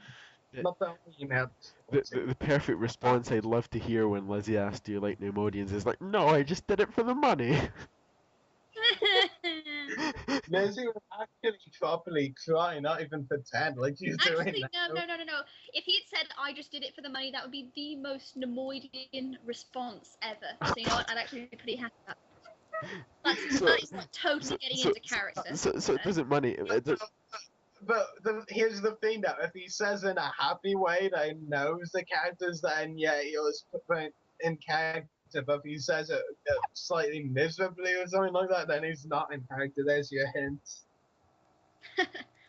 But going back to something we were saying earlier, I mean, obviously you haven't been part of the podcast so as long, but what have been some of your highlights so far, Lizzie? And talking to me is not an acceptable answer. Not. I said not. I say not. Not. No. Talking to the Scottish person's okay. I'll accept that. No, but anyway, yeah, Lizzie. Hi, Lizzie, do we need to get that cat? Yeah, what? Oh my God. You realise she's just not been listening to you. Were you not listening, Lizzie? I'm sorry, I tend to zone out a bit when you start talking. Oh. I think No, I think she's getting the demotion to tea lady as well soon. No, I think she deserves even worse. Oh, the cleaner. What's even worse? Cleaning her toilets. Like, well, she is back in the UK now. Right. Go easy on me. I flew in less than 48 hours Transport will be waiting for you tomorrow morning. But anyway, Liz, even though you haven't been part of the team as long as, well, me or that guy over there. Hi. What have been some of your highlights so far on the podcast? Oh gosh. Well, I don't even know where to begin. I just want to say first of all that this whole thing is very literally a dream come true for me. I mean, I've been a Star Wars fan since I was 4 years old, and a Nemoidian fan since arguably since I was about 7 or 8. Or if you want to go even further back, a Duros fan since I was 4, and I became a serious fan when I was 13, and I have to say I honestly never believed I would get anywhere near, a Star Wars actor, or anywhere near someone who is near a Star Wars actor. So to be part of this, to actually get to talk to them, to interview them, to get to know them a bit better, to actually get to hear their voice, not just in the film, but actually responding to a question that I've asked, to get to actually talk to them, to discuss things with them. It's an absolute dream come true. That really is the best feeling. I mean, I think it's incredible.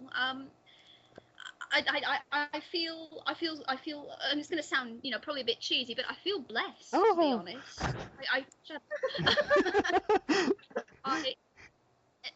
It's an absolutely incredible feeling, to get to talk to not only just, big name fans like Dan Grievous, hi Dan, Tim Beekhoven, people like that. I never thought I'd get anywhere near them.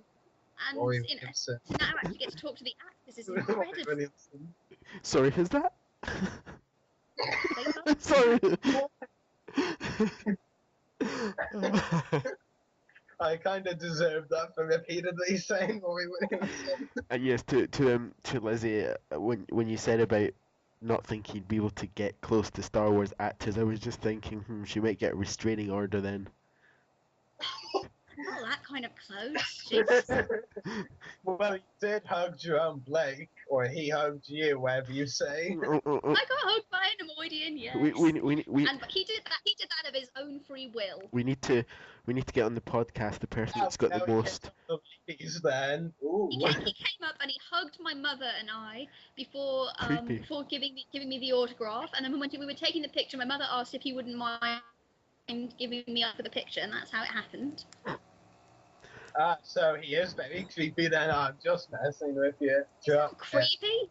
I know. One day we need to get the person with the most Star Wars actors restraining orders on. I got that one. I'm already there. In that case, we don't need to. Hell, you know what? I have to confess, I'm looking behind me at my order desk wall right now, and I'm imagining them as restraining orders. Well, I can tell you one thing. After DEF CON, I'm gonna have one from Natalie Cox. I know. I have the same feeling, especially as you'll be podcasting for 2 days before you go. Well, yeah. Because that's when we're getting there, like October 4th. And the convention's on the 6th. Yeah, you might even have 2 from there. But yes, I'm more afraid for Andrew. Yeah, that too, because he is a stutter. She might not like people with stutters. But anyway, Lizzie, getting back to one of your points as well, I definitely agree with you that it's much more surreal and interesting to hear them actually respond to you. I mean, audio messages are great but they're not talking exactly to you, not going back and forth with conversations.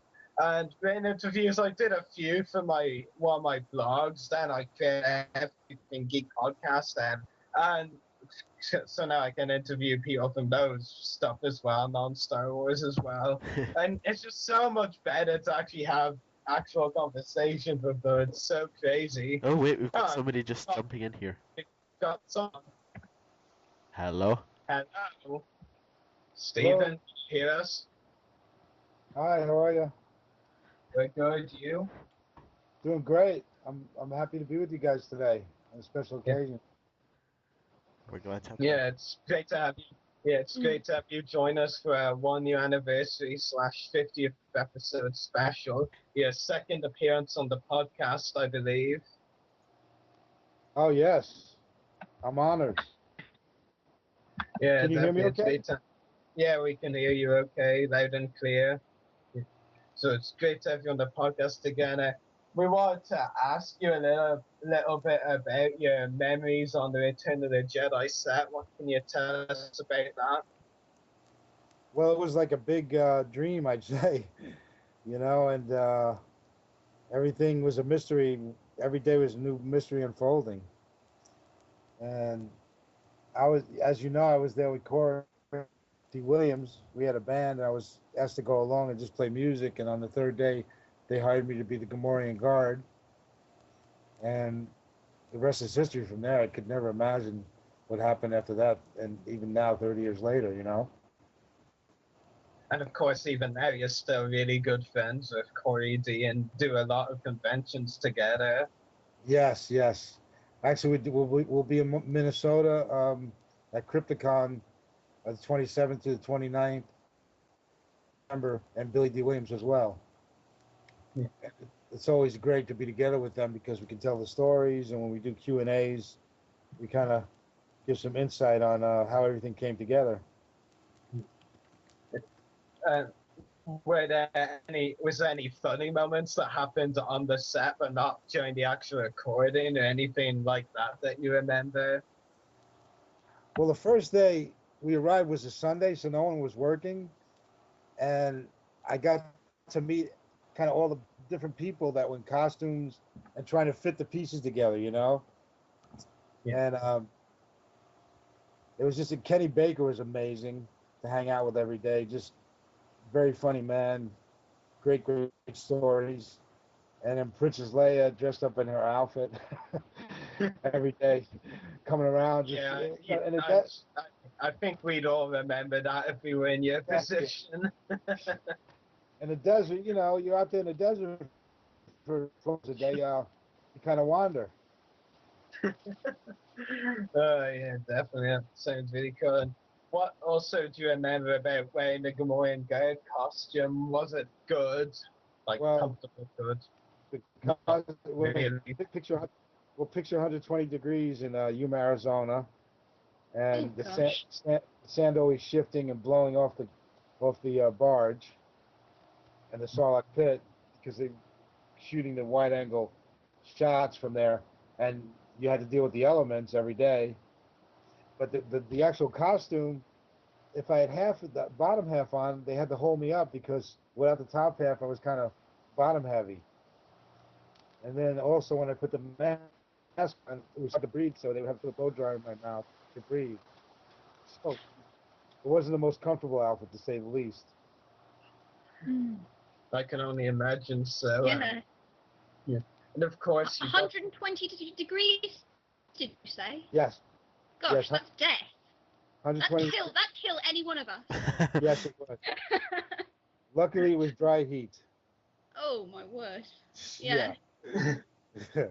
Yeah, we're used to cold and damp. That was in about 5 seconds. Oh, I know.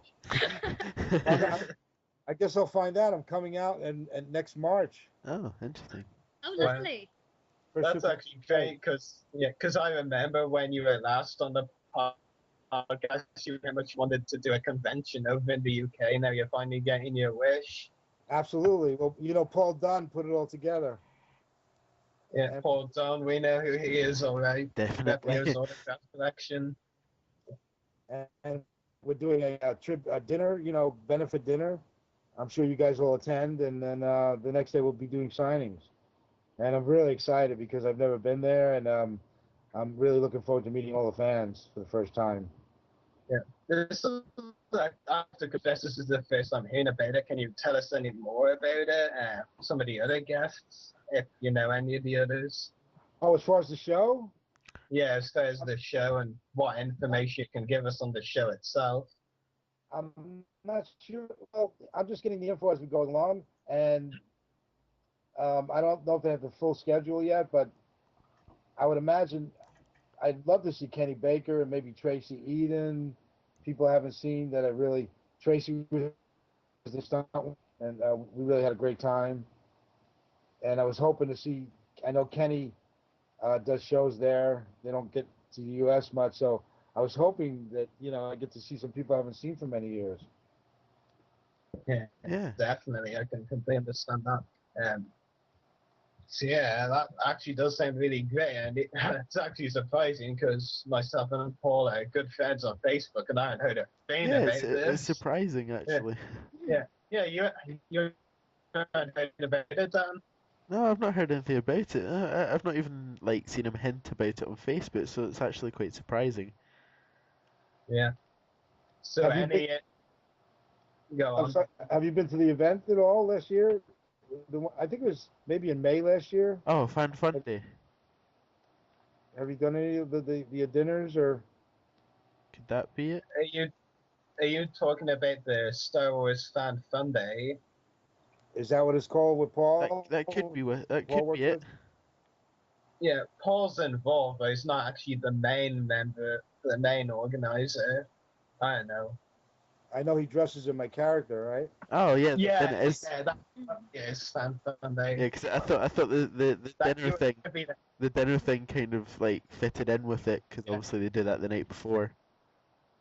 I think you'd probably be the first guest from living in the US that came over for it, because mainly they just stick to ones in the UK. Yeah, that's actually so weird. that's interesting. Oh, that's Yeah. fantastic! Wow, Yeah. Then I didn't know that. Then if it is Fan Fun Day, we'll be meeting you there next year then. Definitely. Yeah. Well, it'll be great to meet everyone, actually in person. Definitely. Yeah, because there's only so many times you can communicate online without, making Yeah. any sense. Yeah. Plus, I That's want to just- see all the great places in London and UK. Abbey Road, and Apple Records, Piccadilly Square. Because all the music that influenced me comes from there, pretty much. Awesome. In the 70s. Yeah, it's great. Definitely. So anyway, Stephen, thank you very much for joining us on our 50th episode / 1 year anniversary special. It's been a pleasure having you join us today. Well, thank you. It's been my pleasure. And anytime, do anything you guys need. And it's my pleasure to, share with everyone my experiences. So thank you again for joining us, and we'll talk to you again soon. So take care. Bye. Thank you very much. You guys take care. Bye. Thank you. Yeah, that's actually quite interesting that we've not, because I'm pretty sure I thought Neil said that they don't start planning till November. So. Yeah. Well, he did say he's got Tim Dry confirmed already, but It'll be cool if they have Stephen. I think definitely. I think the weirdest part though is the fact that, a guest from the US. Yeah. But the thing that I kind of find weird though is he kept saying March. Well, maybe Fan Fun Day has been moved up because he did say it's usually in May. I don't know. I'm lost. Well, I think we'll definitely be having a chat with Neil and Paul later then. Yes, definitely. And March would definitely be very convenient because it doesn't fall during exams. Yes, but I think it does actually fall in some exams for me, so that's the difficult part. It would depend when in March, because of course early March. No, wait a minute. What? Yeah, Invasion. Yeah, Invasion Belfast 6. It's like the first weekend or whatever weekend of the 7th. I remember after this Fan Fun Day, talking to Neil a few months after, him and Paul did say to me that it's the same time next year. Yeah, it's always been the May Bank holiday. That's the one thing he said will never change about it. The May Bank holiday and Burnley Football Club. Neil or Paul, if you're listening, we're gonna have a serious chat with you later. Well, not serious, interesting, like intrigued. Okay. But yeah, so. Yeah, it's interesting. So basically, we've had all the guests now, except guess who? The Jabbers, still crawling their way towards us. And then if they meet us. when the Jabbas have finally come to us and disappeared, we'll play our guest that could not attend. Yeah. Recording, but yes, that's after the Jabbas appear. That's crazy because they're not online on Skype or Facebook. Well, I know John Carpenter has to do it by phone as he doesn't have Skype, but he's not online on Facebook. Maybe something else came up. We never know. I know. Yes. Strange though. Definitely. Yeah. And it looks like the chat's not really much. Everybody are debating how to spell someone's surname. Tim. That's very interesting. Tim Vickhoven. They're all trying to pronounce his name for some reason. Now it's kind of got. Just based on what he said in the comments, and Tim, I greatly apologise in advance if I get this wrong. I'm guessing it's. He said it was like the Ian souffle, so I'm guessing it's Beethoven. Souffle, Vickhoven, yeah. Oh, Beethoven. This is going to be how to spell Vickhoven podcast. Tim, let us know did we get that right? Yes or no? Forget the 50th episode 1 year anniversary. We have to decide how to spell his surname. Run. I kid, Rory, I kid. Ow. Oh, but yes. This this is kind of awkward moving on, waiting for the Jabbas to come. The Jabbas are still not here. We could be waiting here all evening, that's the only problem. Yay, I got it right! I got it right. Yeah. I'd say we give them another 5 minutes, and if they don't turn up, then we definitely should just wrap up, because we said we were hoping to go in 2 hours, and, well, it's almost 2 hours. Yes, well, to our people in the chat, while we're waiting for our guest, don't leave us after the interviews. We've got much more to come, announcements, and our usual weekly talks about any new news that's here, and you get to witness me probably read one of the longest endings to the show ever. But with all the websites and such. Yes, because Rob, it would be funny to add every single guest. I didn't think it would be funny. I spent around half an hour getting all of those. It was so annoying. Well, thank you. I think. I wonder if you'll be able to pronounce my website's name this time. Probably not. I'll try. I don't guarantee I'll succeed.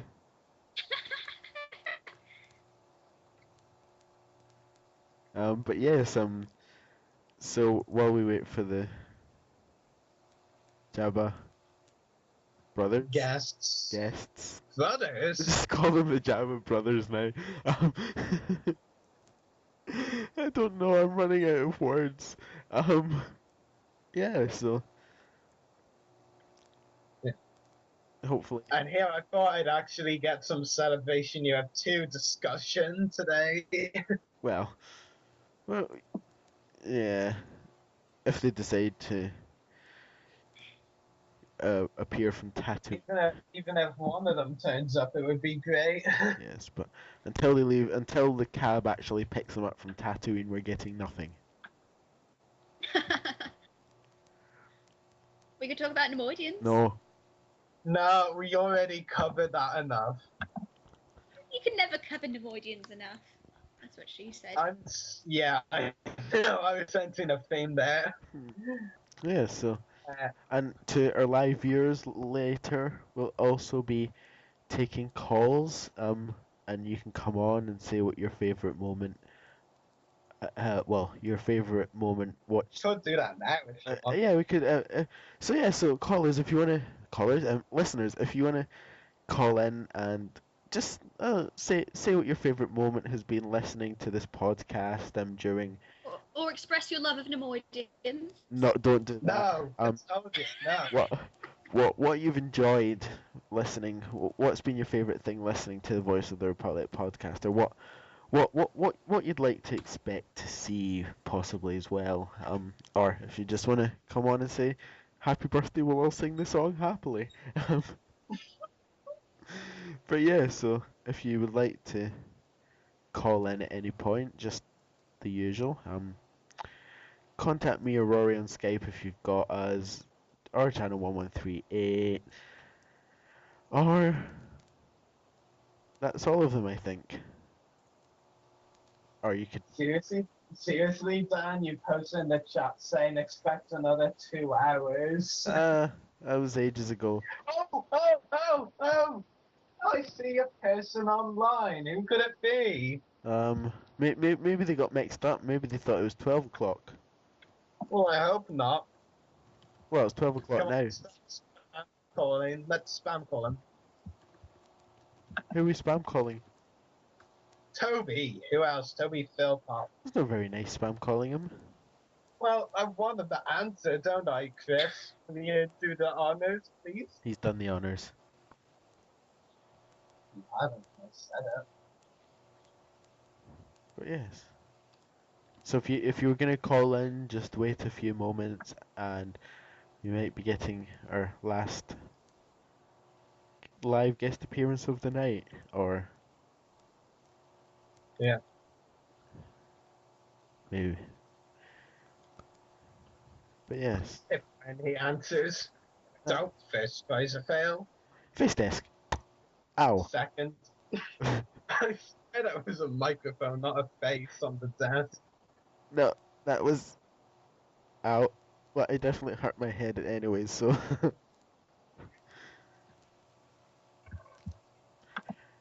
People are saying, "Oh, this podcast is really for Nighthawks." It doesn't usually go on this long. It's just because it's our big woohoo party sort of episode. Oh, so Toby was fixing his picture. Oh. I'm serious. I was just looking at his Skype to send a message next month. Oh, new picture. Yeah, he wants to look smart coming on the Voice of the Republic. He wants to come on in style. Just along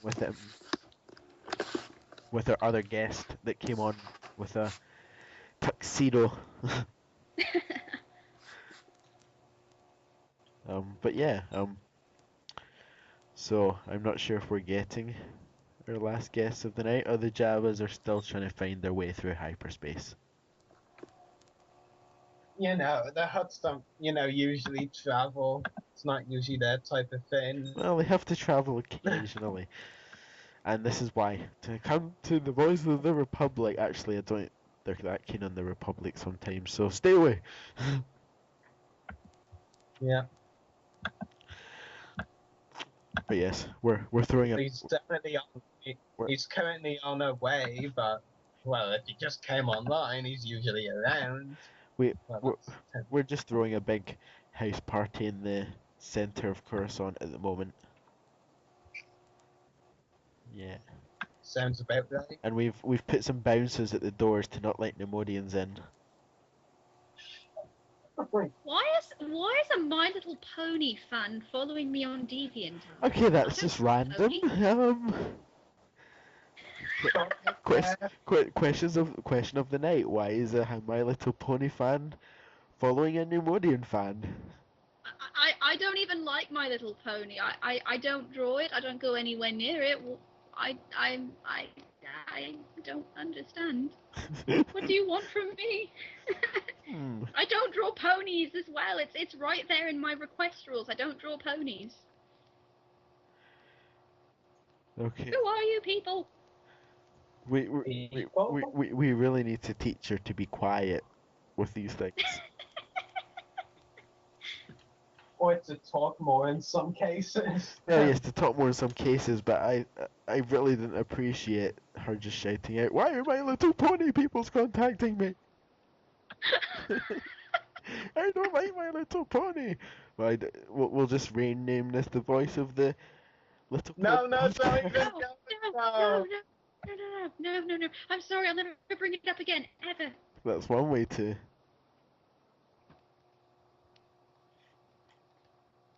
How? Ah, it's an attack. Where? The bloody Daddy Longlegs. Not again. I told you if it What was that thing about being quiet? Yes, well, that doesn't matter. I'm getting attacked. I just expect the little tiny, like, vulture daddy long-leg droids attacking me next. Aww. There is some strange folk on the internet. Let me guess. You're just going to blame the Trade Federation for it. No, I'm not. Oh, Peter Miller suggested the Voice of the Nemodian podcast. No! Yes! You can create your Well, own. go make it then. Yeah, go make it, Lizzie. Oh god, she's gone quiet. Say what? Oh, thank god. Thought she was actually going to make it. Voice of the Nevoidian podcast. I'd be the only one there. I'd be the only one listening. And I'd be the one talking. Yes, well, it'd be like... Interviewing yourself. Yes, it would be...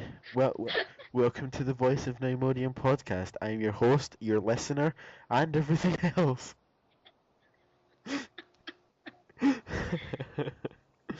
Oh, yes. Peter's saying he would be the host of the podcast. Hello, No, Toby. Toby. That's also waiting to happen. Well, I don't think my microphone's. Toby, can you hear us? Do I want to ask why I can hear echo of my voice? No, I don't want to know either.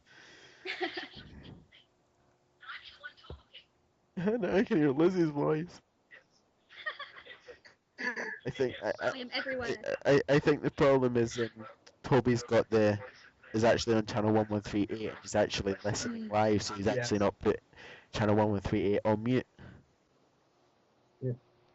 Toby, are you listening to us live? Wait. There you are, I think. Or not. Can you hear us, Toby? I think. I just switched to the computer. Oh, wait. Yeah, there, I heard something, finally. The small breaches of noise is coming through. Yeah. No, yes, no, yes. Okay. I believe we're having... Oh, look, technical problems. What a surprise. Like that never happens here. That would be the day when we don't. No. That's impossible. Technical problems? I don't even know what you're talking about. Yeah, no. Us have technical problems? Oh, God. Outrageous. Who should we blame? Between two computers. Oh, wait. Oh, no, it's gone. I can hear you now. Yeah. Oh, okay. There we go. There's Toby. That's good. Yeah. Oh, wait. Yeah. The only problem is I think we only hear Toby like every 20 seconds or something. Yeah. Which means we missed 20 seconds of what he's saying. What's that? Squeak. Oh. He's trying to call again by the looks of it. Hello, Toby, are you there? Yeah, I've switched to a different computer. Ah, there we go. Yeah, that is much better. Can you hear me now? Yes, we can Yeah, hear I you. can hear. And thankfully, I don't have to listen to myself from your side of things. Well, I had two computers going at once, and neither worked, so... Oh, that's never good. I usually have two computers as well. I have one beside me, which I keep on mute at all times, and then I use this one to actually podcast. And the other one, I have a link to the chat, to the live chat. No, not YouTube. Why would I link to YouTube? The documents. There you go. Something else. But yes, so if we'd like to advance, we're losing it here.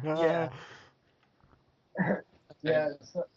So Toby, it's great to have you join us on our 50th episode / anniversary special. As you can gather, I wasn't listening. I meant to be, but I had a funny day, so I completely forgot. Well, yeah, here. Yeah. Yeah. So it's great. Yeah. Yeah. Go on, yeah. Talk to me. Yeah, I'm trying. Yeah. So it's great having you join us, and I guess you can imagine I've said the word. It's great to have you join us for the 50th / 1 year anniversary so many times. Well, I have no idea what it sounds like to live listeners, because I was about to take the dog for a walk, and then my partner said, "Hey, your BlackBerry keeps sending messages," and that must have been you going, "Where are you? Where are you?" Exactly. So then I ran upstairs and plugged in two laptops and tried to put microphones in this one and headset the other, and it was shambles. It's a complete shambles. So I'm very sorry. Yeah. That's all right. You're here, and that's what matters. I might as well be, a whole galaxy away, really, for communication. Yeah. It doesn't sound like I'm just down the road, does it? Well, you're only an hour late. We can let that go.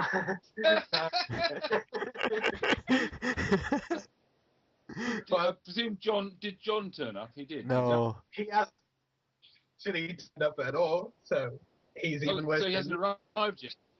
No. No. we, Oh dear, I'm we, sorry. we were making jokes for ages, like, oh, the jabbers are really slow. The Huts can't use hyperspace at all. Yeah, I heard that. That was when I was trying to get my microphone working. Oh no! And I didn't know how to tell you. Good timing. Yeah.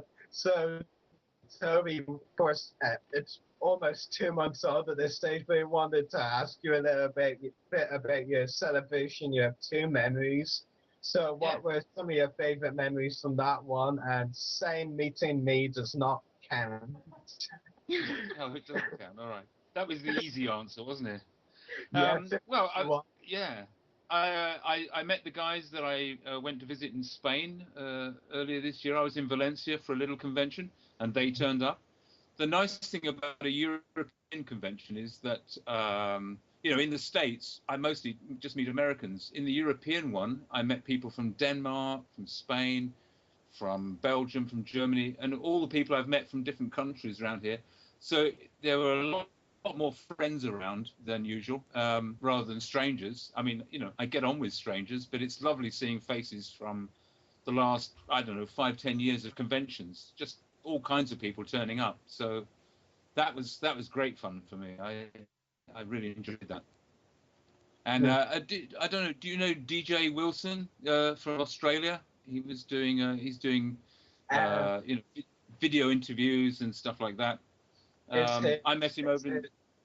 Is his full name Darryl Wilson or something? I did an interview with him in the cantina. That was fun.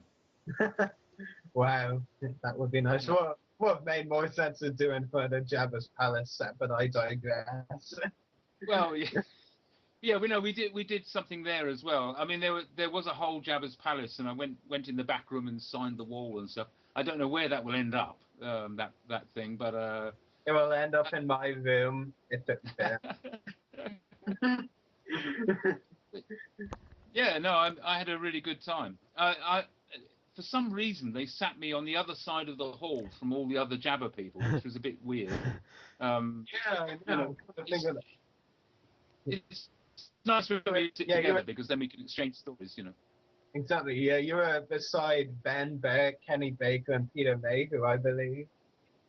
I was with the stars. It's not a problem. But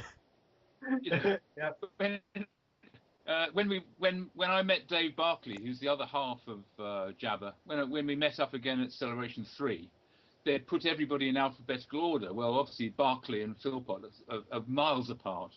And when they took us into the hall to show us where we were, this is me and a friend who haven't met for like 10, 15 years, We were very naughty because we're kind of mischievous. So we took posters down off walls and moved tables around so we could sit together. And when the other act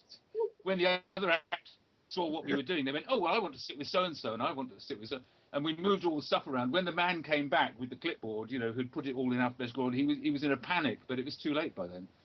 He obviously had a very systematic mind. A, B, C, D, E. Not Jabba should sit with this and. Yeah. Like grammar school class. Yeah. I commend you for that, Toby. Definitely good initiative. You're Jabba the Hutt. You can do whatever you want. You do what you like. I know, and just given that we're very, I know to people outside Star Wars think, "Oh, you're in Star Wars, it makes you a star." Well, not really. We're kind of minor characters, but we do what we like because. You've got to have fun, When you go to a convention, you've got to be comfortable. You've got to be enjoying yourself. You spend the whole day chatting to people, and you don't want to be complaining. I don't want to be sitting there going, "Oh, I want to be sitting with my friends," So in this case, you don't, do you? I want to have a laugh. I mean, so I was quite happy sitting with the big boys, I was between Peter Mayhew and Ben Burt, I think. Yeah, and Kenny Baker. Lovely. Yeah, and Kenny Baker's on the other side of Ben Burt. He was, but although I've met him loads of times, he never actually remembers who I am, and I have to start from scratch every time. Bless him, It's just like, "And are you in Star Wars too?" And I go, "Yes." "Well, we met. It doesn't matter. Let's start from scratch. So every morning over breakfast, it was like, "Hello, Kenny. Do I know you? Yes, yes." He's no, I mean, he is a star, and I'm not. I'm just an actor, I'm just one of the guys. But it's just funny because me and Mike Edmonds get on fine. We've worked together several times, but Kenny just looks at me blankly and he goes, "I'm sure. Did I meet you before?" And it's like, yeah. You've got to understand, from my point of view, I'm just an extra. Really, when up against the half a dozen big guys. Being a puppeteer is a bit like being the tea lady or something, It's just. Oh, where's Andrew when you need him? Yeah. It was just a job, there you go. Jabba's the star. Yeah, Toby, I take it you need to be introduced to the running joke on the podcast about one of our co-hosts. Yes. Oh, yes, Andrew Willis. Daniel duty on this page. Yes, we've got a co-host. okay. We've got a co-host called Andrew Willis, and we've got a bit of an ongoing joke with him. And we demoted him to tea lady, so he's now the tea lady of our podcast. Daniel. Okay. Yeah, I hit it right on the nail. Morning at like 2 a.m. or something after we did an episode, me and Daniel were bored, so I did. Daniel, you remember that episode of The Big Bang Theory where Sheldon Cooper's in a maid costume? And Daniel's like, yeah. And I was like, yeah, get an image of Andrew, put his head on that outfit and, Photoshop and put it on your Facebook. He did that. So yes, It was brilliant. Oh my word. he's the tea lady of the podcast now. Yeah. Well, you see, what happens is if you don't really know what's going on out in the big wide world, which I don't, so I Google stuff and I explore. Well, one day before we went to Celebration 5, I think, I did a little kind of scan across the web, and there was a French forum where they were discussing which stars you'd like to see turn up at the convention, and who you'd like to meet. And there was at least one guy there saying, well, I mean, they've got these people. Why would anyone want to meet the left hand of Jabba the Hutt? I mean, that's like meeting the guy who brought George Lucas's pizza, And I agreed with him. I went on the forum and I went, I agree, actually. And I actually sent him a free photo because I thought it was kind of funny, because then they were going, wait a minute, was that the real guy that just turned up on our forum? So I can get up to mischief if I feel like it. Why internet troll in the making. Yeah, and I do trolling, on a friendly level. Yeah, I think we found the ultimate internet troll right here, Mr. Toby Phillpot. I know, but how do you know it's me? You see, no one knows with puppeteers. Is it really me? I mean, it could be. Yeah. You know how many stormtroopers are the one that bumped his helmet? Loads of them. So. So Toby, at Celebration of 2, you also participated in a panel on the Sunday called the Jabba's Palace Reunion with multiple other guests, including Tim Rose, Femi Taylor, Tim Dry, Sean Crawford, Mike Edmonds. Exactly. Who am I forgetting? I'm forgetting someone. I am so forgetting someone. Gerald Home, you said? Yeah, no, I didn't say Gerald Home. What was saying? Yeah. You said Sean Crawford, Tim Dry. Yeah, I said Tim Dry. Okay, let me start over. Right, Gerald Home, Femi Taylor, Toby Phil, you, Tim Rose for them. What am I doing? Five, not 4. Okay, this hand. Oh, this is just getting so confusing. Shall I'll have a go, okay? Tim Rose. 1. Gerald Home. 2. Tim Dry, Sean Crawford, Femi Taylor, Mike Edmonds, and me. 6, 7, 8. Oh, you forgot one. Ward Davis. Oh, well, yes, but he's the boss man,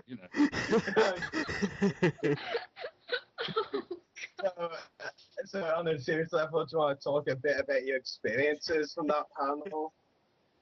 Okay, well, before I went on it, I was a little nervous because I've done it twice before. Once in London at Acceleration.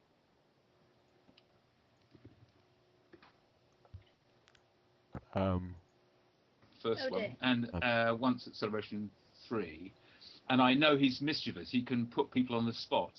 Okay, so at Celebration 3, after we did the panel with a slightly different mix of people, but a similar group, he came towards the couch where we were all sitting with 2 socks, and he went, "You're all puppeteers. Now make us laugh with a pair of," And in America, when he did that, I shied away, going, "Whoa, no way, I'm doing that." And I think Dave Barclay and maybe Mike Quinn had to do it, but I didn't even think about it. This year, he caught me. This year, he came towards me, and I went, "Oh no, it's the pair of socks." And me and Tim Rose were suddenly down behind the sofa trying to improvise jokes with a sock on your hand. I'm not really a puppeteer or an improviser in that sense, so that was kind of that was an adrenaline rush, shall we say? Because that I saw in front of I in front of hundreds of people. Yeah, I know. Yeah. I have to confess, because I was going around trying to get interviews all day. I didn't get to any panels on Sunday, but I did watch some of the footage from that online. I thought I thought that 1 or 2 minutes of puppeteering with you and Tim Rose was hilarious. Well, as long as it was funny, I don't mind.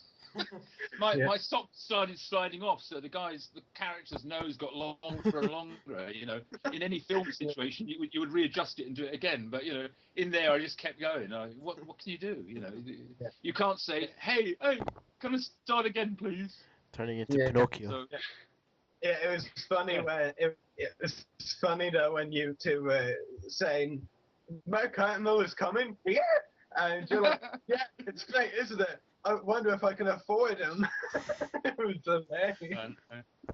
Well, you get a little naughty, but when you're desperate, you're trying to find a laugh. I mean, there are a couple of things anyway. Let's not go there. It's done, and it seems to be online somewhere. Someone filmed it, of course. It's there forever. Stuck with the rest of your life. Yeah. It's funny. It was very nice. I really do like hanging out with Mike Edmonds. He's always funny. When we were inside Jabba, he would keep us laughing all day because it's fairly boring. There's a lot of hanging around, But I don't know if you got to speak to Mike Edmonds. He just makes me laugh all the time. Yeah, I did. I got to meet him and get his autograph as well. He was really funny. Like, when I went up to talk to him on the Friday, which is when I met most of the guests, I did, like, when I asked if I could have a picture with him after getting his autograph, he just told me to bend down, and then he pretended to shoot me in the head. Like, he actually had a face motion towards. Yeah.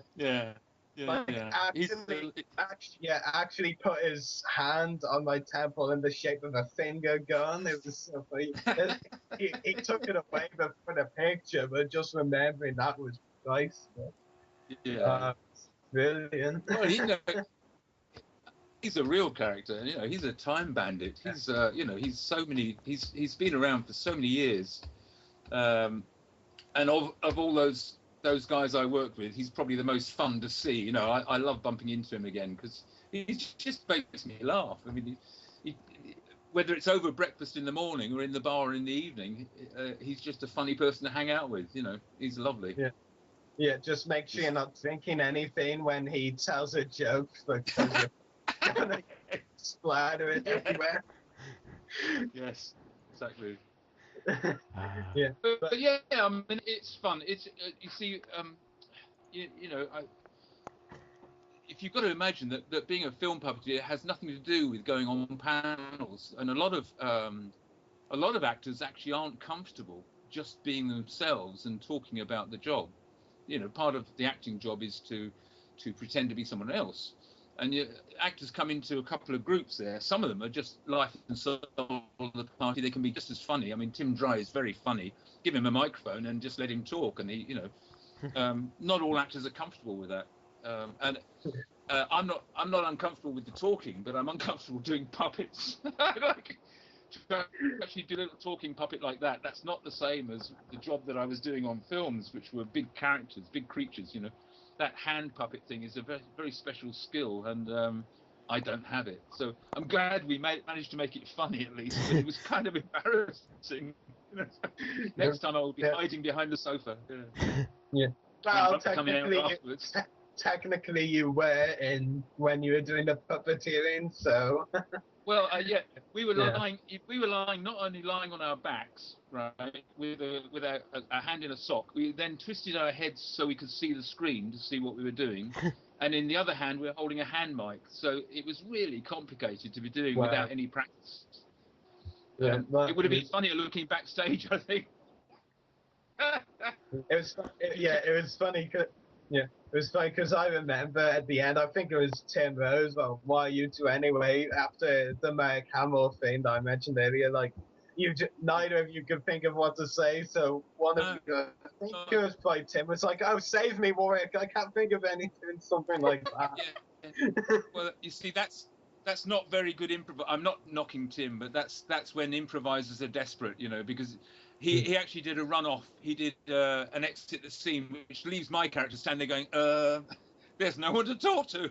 So I had to chase off after him. But, you do wonder how long should we keep going before people are going to get bored. You've done our 2 minutes. Let's get out of here. Yeah. I think the 2-minute segment worked really well, definitely, considering it was all on the spot. I know, a little practice would have been nice. Just being warned, we would have had time to think about it. Think up 3 jokes, But yeah, it's fun. I mean, that's part of the thing that with the conventions. You just don't know what's going to happen. You get suddenly people go, oh, come off and do a Q&A session, or you're going to go and talk to the newspapers, or here's the guy from German television who wants to talk to you, and you just have to keep going. The thing is, in the old days, or you've got this podcast guy in a Stormtrooper shirt coming up here. And then they stick it on the internet, so it's there forever. So. Yeah, that's right. That's part of the fun. Yeah, definitely. For me. So anyway, So Toby, it's been great talking to you, and thank you so much for joining us on our 50th episode / 1 year anniversary. This is the last time I have to say it, thankfully.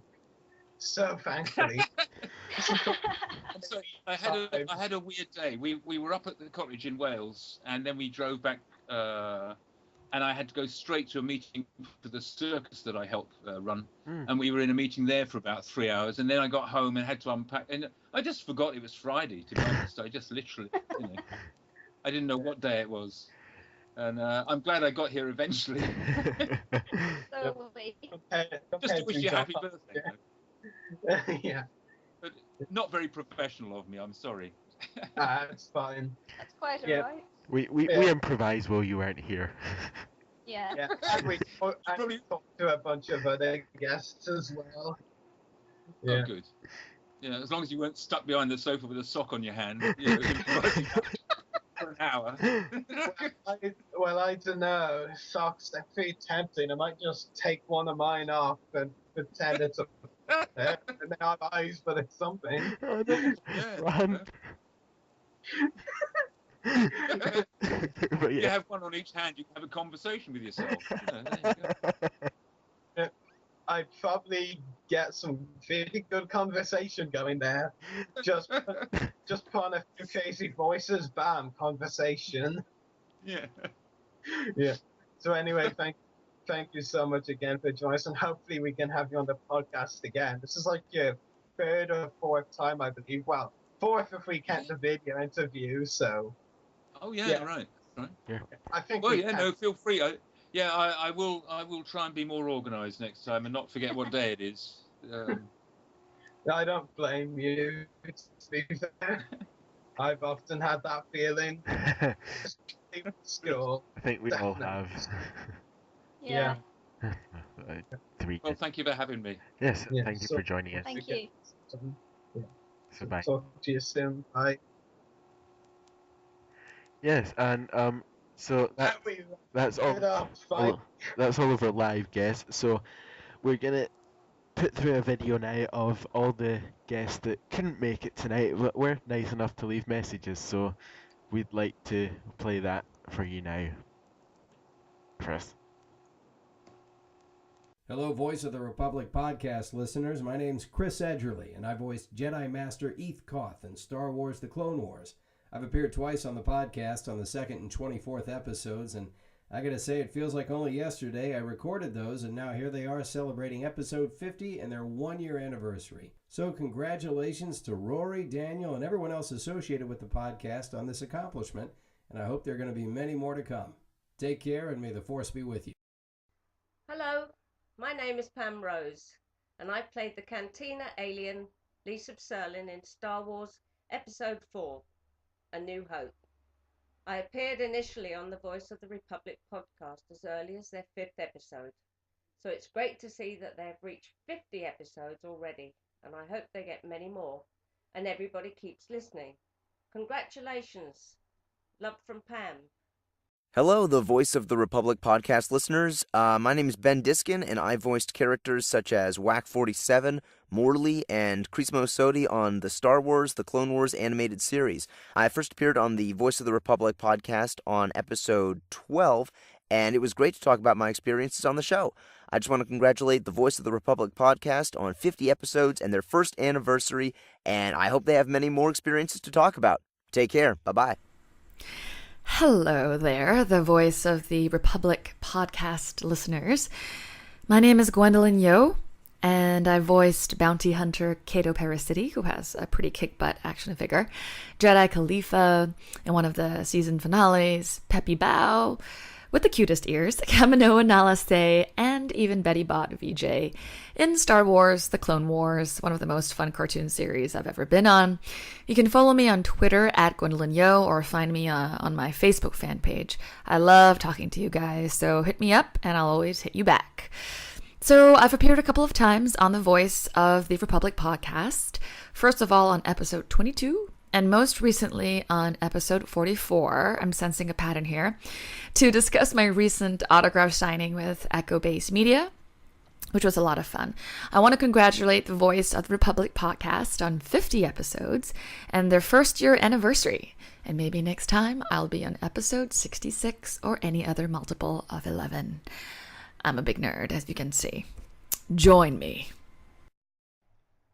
Hi everyone, it's Alan Fling here. Who was the Imperial officer in Return of the Jedi on the Executor, and also that famous Stormtrooper on ESB in the Carbon Chamber.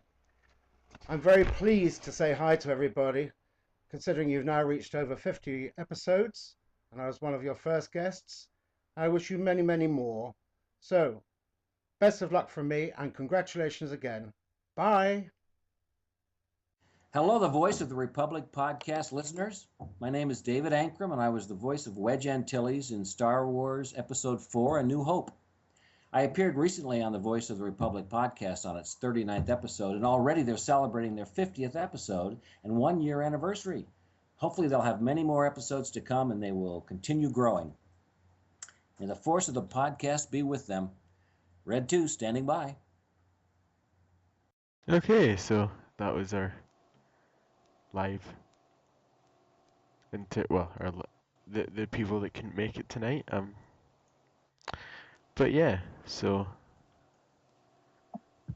after 2 hours and almost 2.5 hours, we've actually finished all the interviews. Yeah. Wow. It was worth it. Even though schedules did mess up a tiny bit, but it was good, it worked. Definitely. We got some nice chats. But And for anybody left in the live chat, please don't leave us. We've got still plenty more to come your way. Yeah.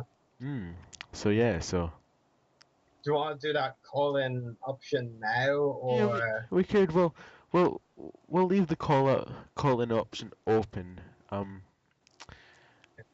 If anybody in the live chat listening to us would like to call in, then simply just contact us or leave something on the live chat saying you'd like to call in, and we'll get you in as soon as we can. So yeah, so you might want to remind them why they would call in. why would you want to call in? Well, if there's anything you want to say, that you've enjoyed of the past year about the podcast, or there's if there's what you would like to see in the future, or simply just a happy birthday. But yeah, it seems to be the worst moment to ask everybody. Is as soon as I asked that, everybody just started to leave. So yeah, we'll leave that option open for people that want to call in, and we'll just continue until anybody wants to call in. Yeah. So moving on to discussion topics, would you say? I think it's time to move on. So, oh, I barely got any breath left. So, our first topic of the night is. Bad for you. You haven't been the one who's saying the same thing exact to each guest. You've just got a repeat button, and you could have just played it every time. Yeah. So, first up is Star Wars Episode 7 rumors soon filming in New Mexico. Robert England. Huh? Yeah, some filming. Some filming in New Mexico. Maybe. Yeah. Yeah. As long as most of it's in the UK or Ireland. Yeah. You're allowed to do a tiny bit in New Mexico, JJ, but the rest of it over here. Yeah. And I think they basically said it's gotta be only, a couple of scenes. I think that's what the rumor is. Not necessarily post-production stuff like another location was, I believe. Well, I haven't read the New Mexico report in a few days since it was announced, but I remembered it throughout the week to find the notes. But yeah, not really hugely fussed. As long as it's not a big part of the filming, of course. Yeah.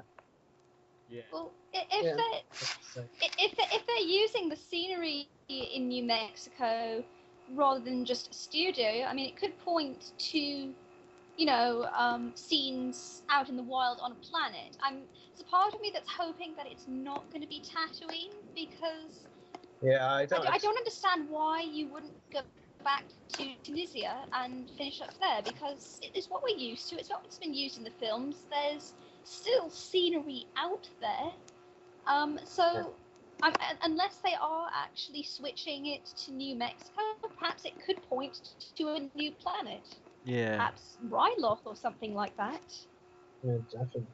Well, not necessarily new, but one not having been seen before in the movies. Yeah. Not. All of that. I mean, Ryloth, I think, would be very interesting. Definitely, it does look like it could suit Ryloth. That's for sure. Absolutely.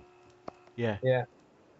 So what do you make of it, Dan? Yeah, it'll be interesting to see why they're using New Mexico again, if what Lizzie said, if they're bringing in a planet we haven't seen before, because it definitely wouldn't look right if they moved Tatooine to New Mexico. I mean, it would just there'd be a lot of hate for that in some sense, because all the remaining sets of the Tatooine that are still left are in not so good condition, is still over in Tunisia, and they can still be refurbished and used. And I mean, we know that people are trying to refurbish them themselves,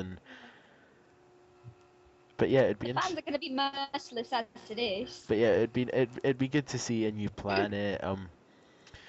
Yeah, and who knows? I mean, maybe it could be Ryloth, and we could see the Twi'leks, or it could be some other sort of planet. Yeah. But yeah. I think much the same might not even be real. Who knows? Yeah. Next up. Next this up is probably the least rumor-ish one. Yeah. Robert England reports close friend Mark Hamill in training and Millennium Falcon and Mos Eisley Cantina to. That's two you're counting off now. Oh, sorry. Yeah. One at a time. Sorry. Yeah. But so the Robert England. Yeah, I think definitely I have a lot of what we've heard about episode 7. This is probably one of the least rumorish, because I mean, let's face it, as we all know, or I'm sure most of us know, the reason Mark Hamill got into Star Wars was, well, obviously good addition. Yeah. But I mean, if he hadn't found out about Star Wars, then he would never have got the role. And it's a common fact that the person who told him about Star Wars was Robert England, because Robert had auditioned for it and didn't get the role. So, and he then told good friend Mark Hamill about Star Wars, so Mark auditioned and got a role. So I think this could definitely easily be legit. Maybe it's not, but I think of a lot of what we've heard, it's definitely more likely to be correct. That Robert England is reporting that Hamill is in training for episode 7, and I don't doubt it really, because I've heard reports that Mark Hamill and Carrie Fisher have been told to hit the gym ahead of episode 7. Doing their Yeah. doing their weights and their sit-ups and press-ups, you know. Not to mention having personal trainers being sent On to their house. on their diets, no more Wookiee cookies or blue milk. Yeah, but yeah, I think it's more likely legit about what Rob England is saying than not. Yeah. Because, like I said, he's definitely known to be a very good friend of Mark Hamill's, and they've been good friends for pretty much longer than Star Wars has been going itself. So yeah, I pretty much have no doubts of what Rob England is saying is true. It's not like it's anything spoilery or reveals or rumors or anything like that. Latino reviews. Yeah, exactly. It's But anyway, and the next one is definitely a rumor as of now. Might even have come from Latino reviews. So do you want to name it? Millennium Falcon and Mos Eisley Cantina to return in episode 7. Zeros! In fairness, I think it's definitely a no-brainer that the Millennium Falcon will show up. Definitely. Yeah, absolutely. Yeah. I mean, it's the iconic ship. If you have the characters, you have to have the ship. Mos Eisley Cantina, it's more unlikely, and it's definitely what I would say is definitely on the rumor list. But yeah, I mean, but it is quite an iconic location, of course. I mean, it's in the movies, it's been in the Clone Wars. It's definitely a location many fans will recognize. So yeah, I think it's definitely likely to return. Not a no-brainer as far as the Millennium Falcon, but definitely one that would definitely be easily considered to bring in again. Yeah. Yeah. Definitely. It would. So you ready to move on to our only other discussion topic for the night? Yeah. It's ironic, a big episode that we have many guests on. We don't actually have that many topics. But yeah, so moving on, there's been reports of a young Han Solo spin-off movie, and apparently the casting has started for that. I'm assuming the spin-off film is the origin film they were talking about. Yeah. Yeah. Good. Yeah. A young. They're not starting another useless project. Yeah. Rumors are that it might be between Revenge of the Sith and The New Hope, which I think, even if the rumor is complete, nonsense, as of now, I think it's definitely likely that would be the time period they go for a Han Solo, young Han Solo, of course, movie in that time span. Yeah. Because, I mean, aside from post-Return of the Jedi, I mean, it's obvious the other main focuses between Revenge of the Sith and The New Hope. I mean, of course, with Rebels, the new animated series coming out. I mean, it would make sense to have that there. I don't believe the other rumor that the Boba Fett will be between Empire Strikes Back and Return of the Jedi. I'm not completely convinced by that one. But yeah, Han Solo between Revenge of the Sith and New Hope, I could definitely see it happening. What do you both think? Yeah. Definitely be interesting to see. Sorry, I just slipped there. Don't kill you. Yeah, that's how bad I don't want to see the spin-off. No, I'm kidding.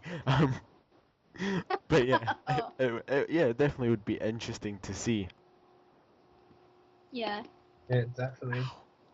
I'm still not happy about the idea of these spin-offs, though. I just feel like it cheapens Star Wars. well, as I've said before, like they could be good if they use the ideas correctly. Like, you know, Yeah, they could be. For example, if they did live action versions of the Clone Wars arcs that we're not gonna get. I mean, I would definitely like to see those. I mean, probably That would have unlikely, been but brilliant. yeah, I mean, could still happen. I mean, to be fair, we don't really know a lot of it. There's spin-off, and there's mainly rumors on those so far. And yeah, and I believe we have someone who we wants to tell us what they've enjoyed about the podcast. yes, and we're adding him in now. Just wait for him to come in. If he answers.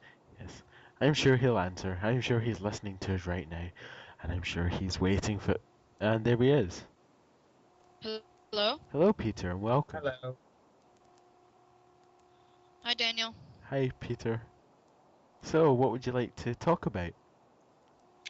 Well, I actually haven't seen listened to many of the episodes. Only started like 10 episodes ago. And have you enjoyed? But I'd say like my total favorite moment would be like Harrison Ellenshaw's response to when Lizzie asked him the question. That was just so funny. I think that was a pretty... And also Rory's rant. That was... Oh my word. That was... That will go down in history. That was something, I got to say. That was something, definitely. Yeah. I think I was in communication with Harrison's agent afterwards. I said, "Oh yeah, the interview went brilliant," and he was like, "Great," and I was like, "Should I send him the link?" Nah, he might just watch until the end and see the rant. I won't send him it. He might find it someday. He might. Harrison might have shown him already. We'll never know. We may. Yeah. So. I hope never to know. So, is there anything in particular you'd like to see us do in the future? Well, of course, maybe like if it's possible, some big people like Dave Filoni, of course, but that'll probably never happen. Well. Oh, we like don't maybe know that. a Mark Hamill or a like Lizzie said, Silas Carson.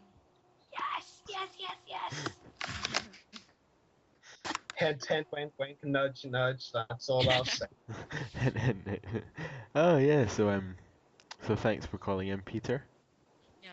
And hopefully. Happy birthday. Thank you. Thank you. To me. Oh yeah. So. Well, thanks for accepting my call, guys. Thanks. It was an honor. No problem. Bye. May the force be with you. Bye. Force be with you. Oh, so yeah, so we got our caller, I guess. But yeah, so. Should be spammy on Skype. That's fun. Oh yeah, let's just spam everybody. You can say what you like about this podcast right now, or if not, we're gonna get angry. But yes, but I believe we have some announcements. Oh, and we've left the best to last. And I'll let you take care of, well, the first one anyway, because it's your job.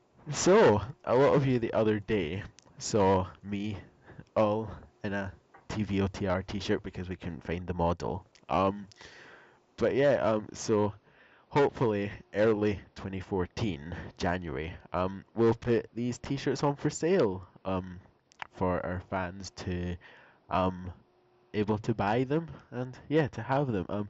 We're hoping to go somewhere in the region of about £20 a t-shirt.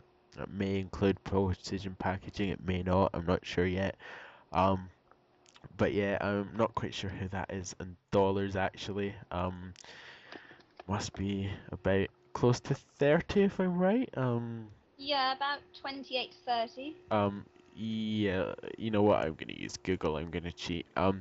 Yeah, $32. It does sound expensive, but when you're shipping all the way over from the little place called the UK compared to America, well, it's not as cheap. But yeah, so we're hoping to get Think about it. You could have an overpriced Star Wars figure from the 6-inch Black Series line, or you could have one of our cool T-shirts. Yeah, God, the T-shirts any day.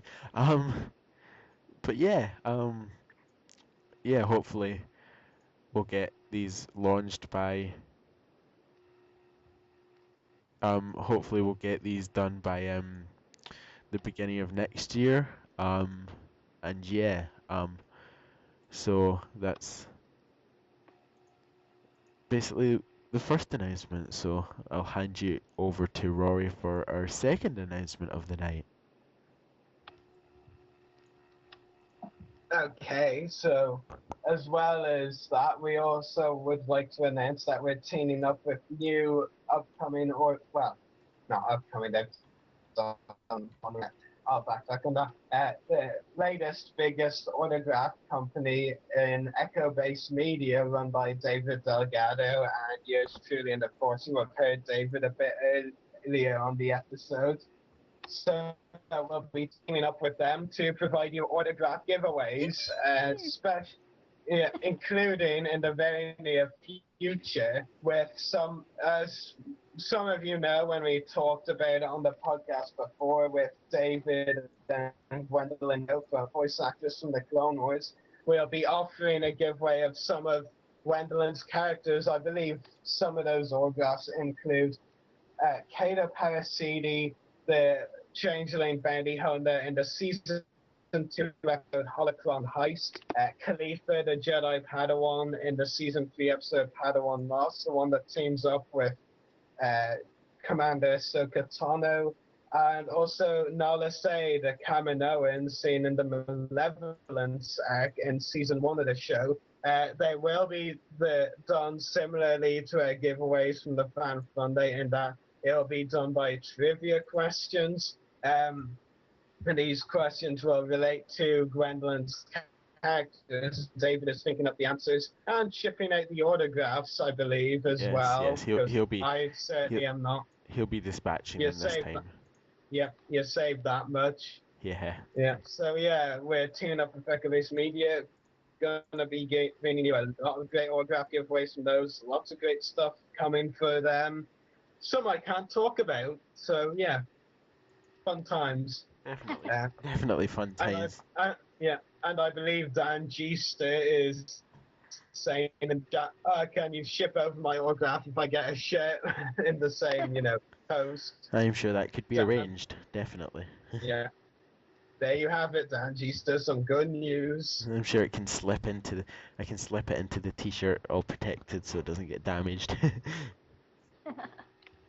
Yeah. But yes. Oh no, I believe we're coming to the end. Yeah. Another comment from the chat I just want to quickly respond to with Peter Miller. Where do we do the trivia question?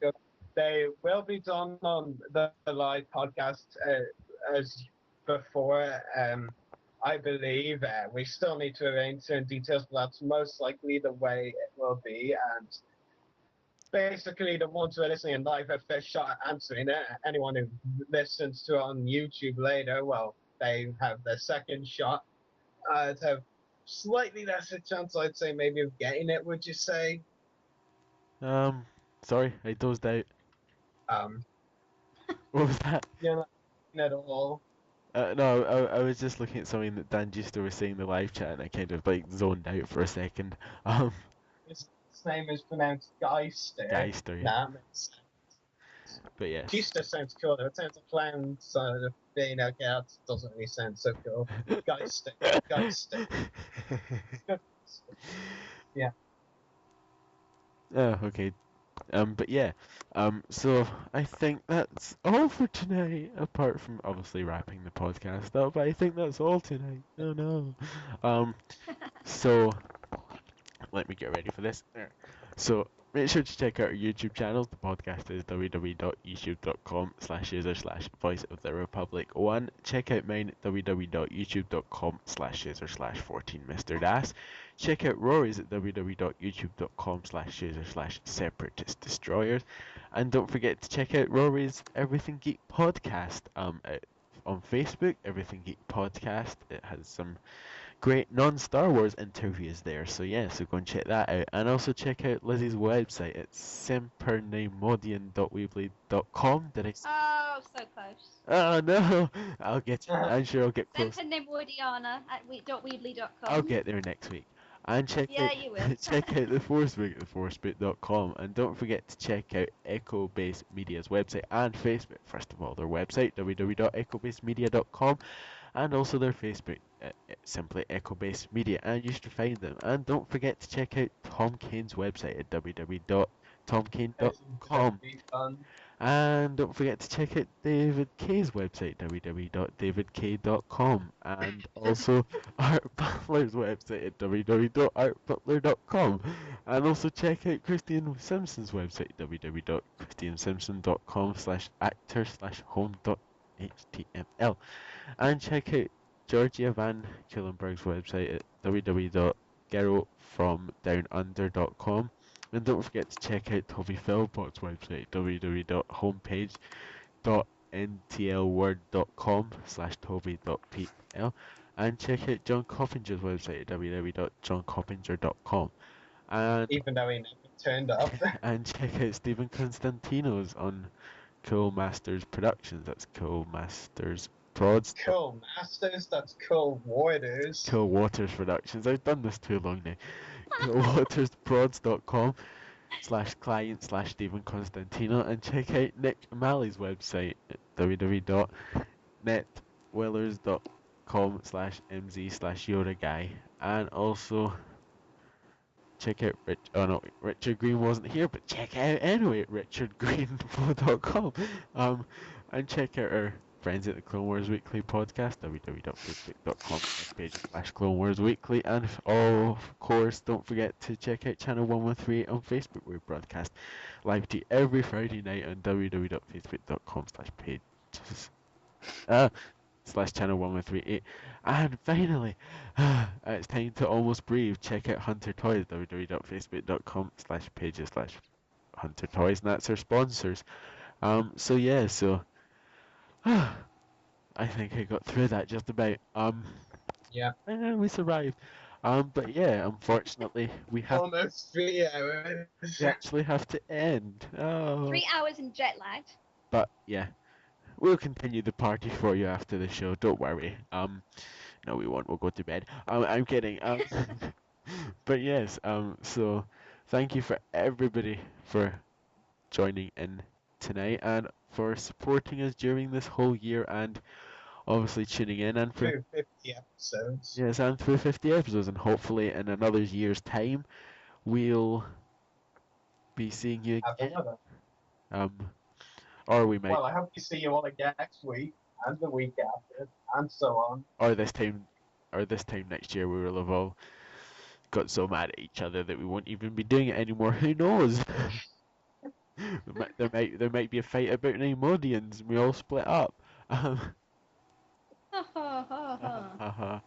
But yes, so yeah, watch yourself. Better.